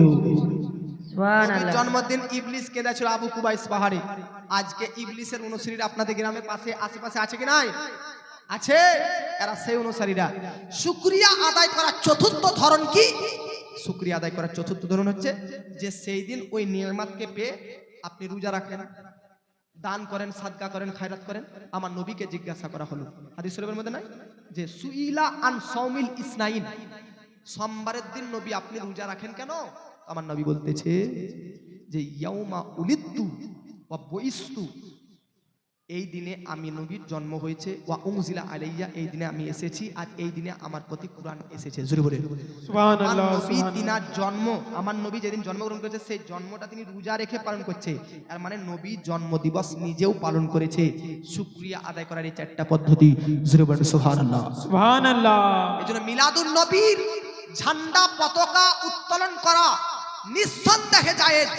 আপনি মুসলিম শরীফ পড়বেন 2য় খণ্ডতে কিতাবুন নিকাতে ব্রাদার, যে যখন আমার নবী মক্কা থেকে 12 রবিউল আউয়াল হিজরত করে মদিনা গিয়েছিলেন, সেই দিন মদিনাবাসী, যেটা হাদিসের ভাষায় ফাসাইদার রিজাল ফাওকান নিসা, ফাসাইদার রিজাল ফাওকান নিসা ওয়া তাফাররুকাল গিলমান ওয়াল খিদাম ফিত তুরুক ইউনাদুনা ইয়া মুহাম্মদ জাআ মুহাম্মদ তালা আল বাদরু আলাইনা মিন সানিয়াতিল ওয়াদা ওয়াজাবা শুকরু আলাইনা মাদা আলিল্লাহি দাই।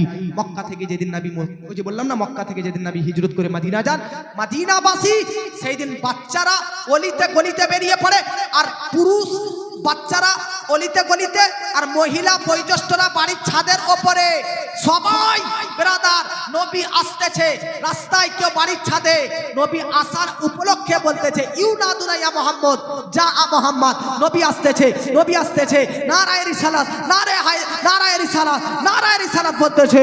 তো আজ বর্তমানে শ্মশানী গ্রামবাসী কালকে জুলুস বার করে ঝান্ডা উত্তোলন করে নবী আসতেছে ওয়েলকাম স্বাগতম মারহাবা বলে নারা দিবে। এটা বেরাদার সুন্নতের বহির্ভূত কাজ নয়, এটা কোনো নতুন কাজ নয়। 1400 বছর পূর্বে মদিনার সাহাবী আনসার সাহাবীদের কাজ। সুবহানাল্লাহ সুবহানাল্লাহ। আর একটা কথা শুনেন, যেই দিন নবী মক্কা থেকে মদিনা যান, তো মক্কার কাফেররা বলেছিল নবীকে মদিনা যেতে দেওয়া হবে না। তাই মক্কার কাফেররা বলেছিল যে নবীকে ধরতে পারবে তাকে 100টা উট দেওয়া হবে, 100টা উট।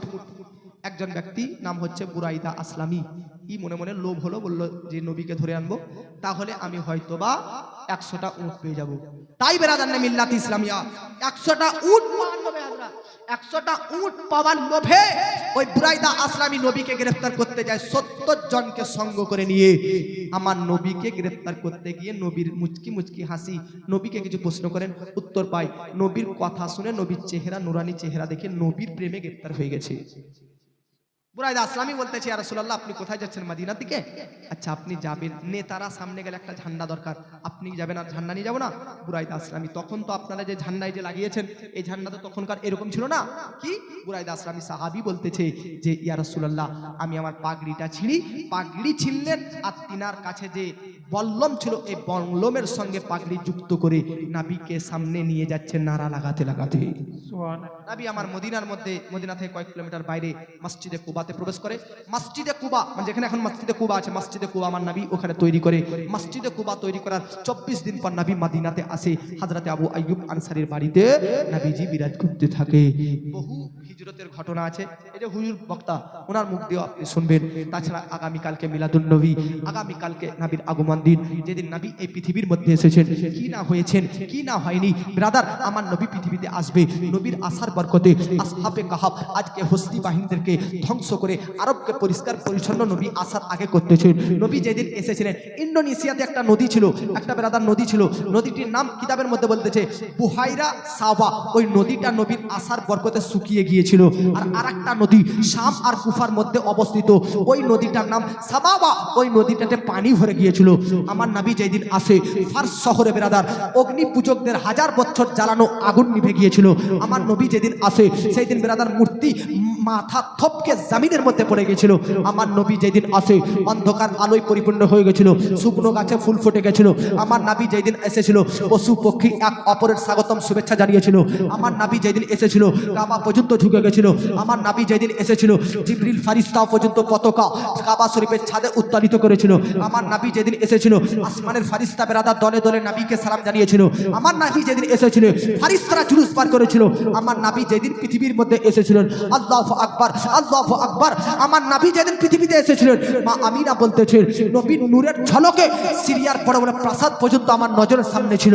নবী যেদিন এসেছিল আজকে ইহুদিরা পর্যন্ত বলতে বাধ্য হয়েছিল যে আহমদ নবক নবী জন্মগ্রহণ করেছে।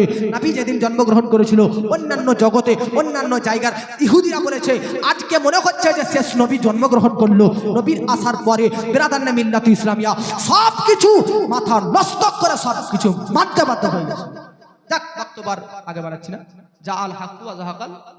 বাহ ব্রাদার, আপনারা বক্তব্য শুনলেন এতক্ষণ, আর আগে বাড়াচ্ছি না নাকি ব্রাদার? এবার একবার দরুদ পাঠ করুন।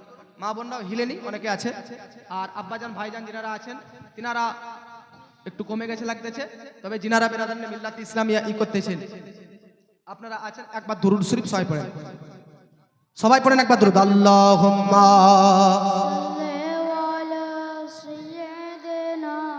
মাওলানা মুহাম্মদ ওয়া আলা আলি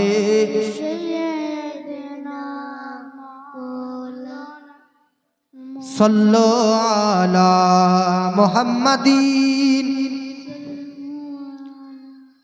मोहम्मद हरदम जबान से निकालो पाक नामे मोहम्मद নূর নবীজি আমিরা তোমায় ভুলতে পারি না, নূর নবীজি আমিরা তোমায় ভুলতে পারি না।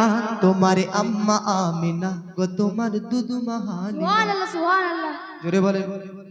নূর নবীজি আমরা তোমায় ভুলতে পারি না, নূর নবীজি আমিরা তোমায় ভুলতে পারি না। তোমার আম্মা আমিনা গো তোমার দুধি মাহালিমা, তোমার আম্মা আমিনা গো তোমার দুধি মাহালিমা। তুমি জন্ম নিলে মা আমিনার ঘরে, ফারিসি তারা আসে সেই ঘরে। তুমি জন্ম নিলে মা আমিনার ঘরে, ফারিসি তারা আসে সেই ঘরে। তুমি সিরাতে রাসূল মারিফা তেরি বুলবুল, তুমি সিরাতে রাসূল মারিফা তেরি বুলবুল। তোমার দোয়া কবুল করতে খোদা দেরি করে না।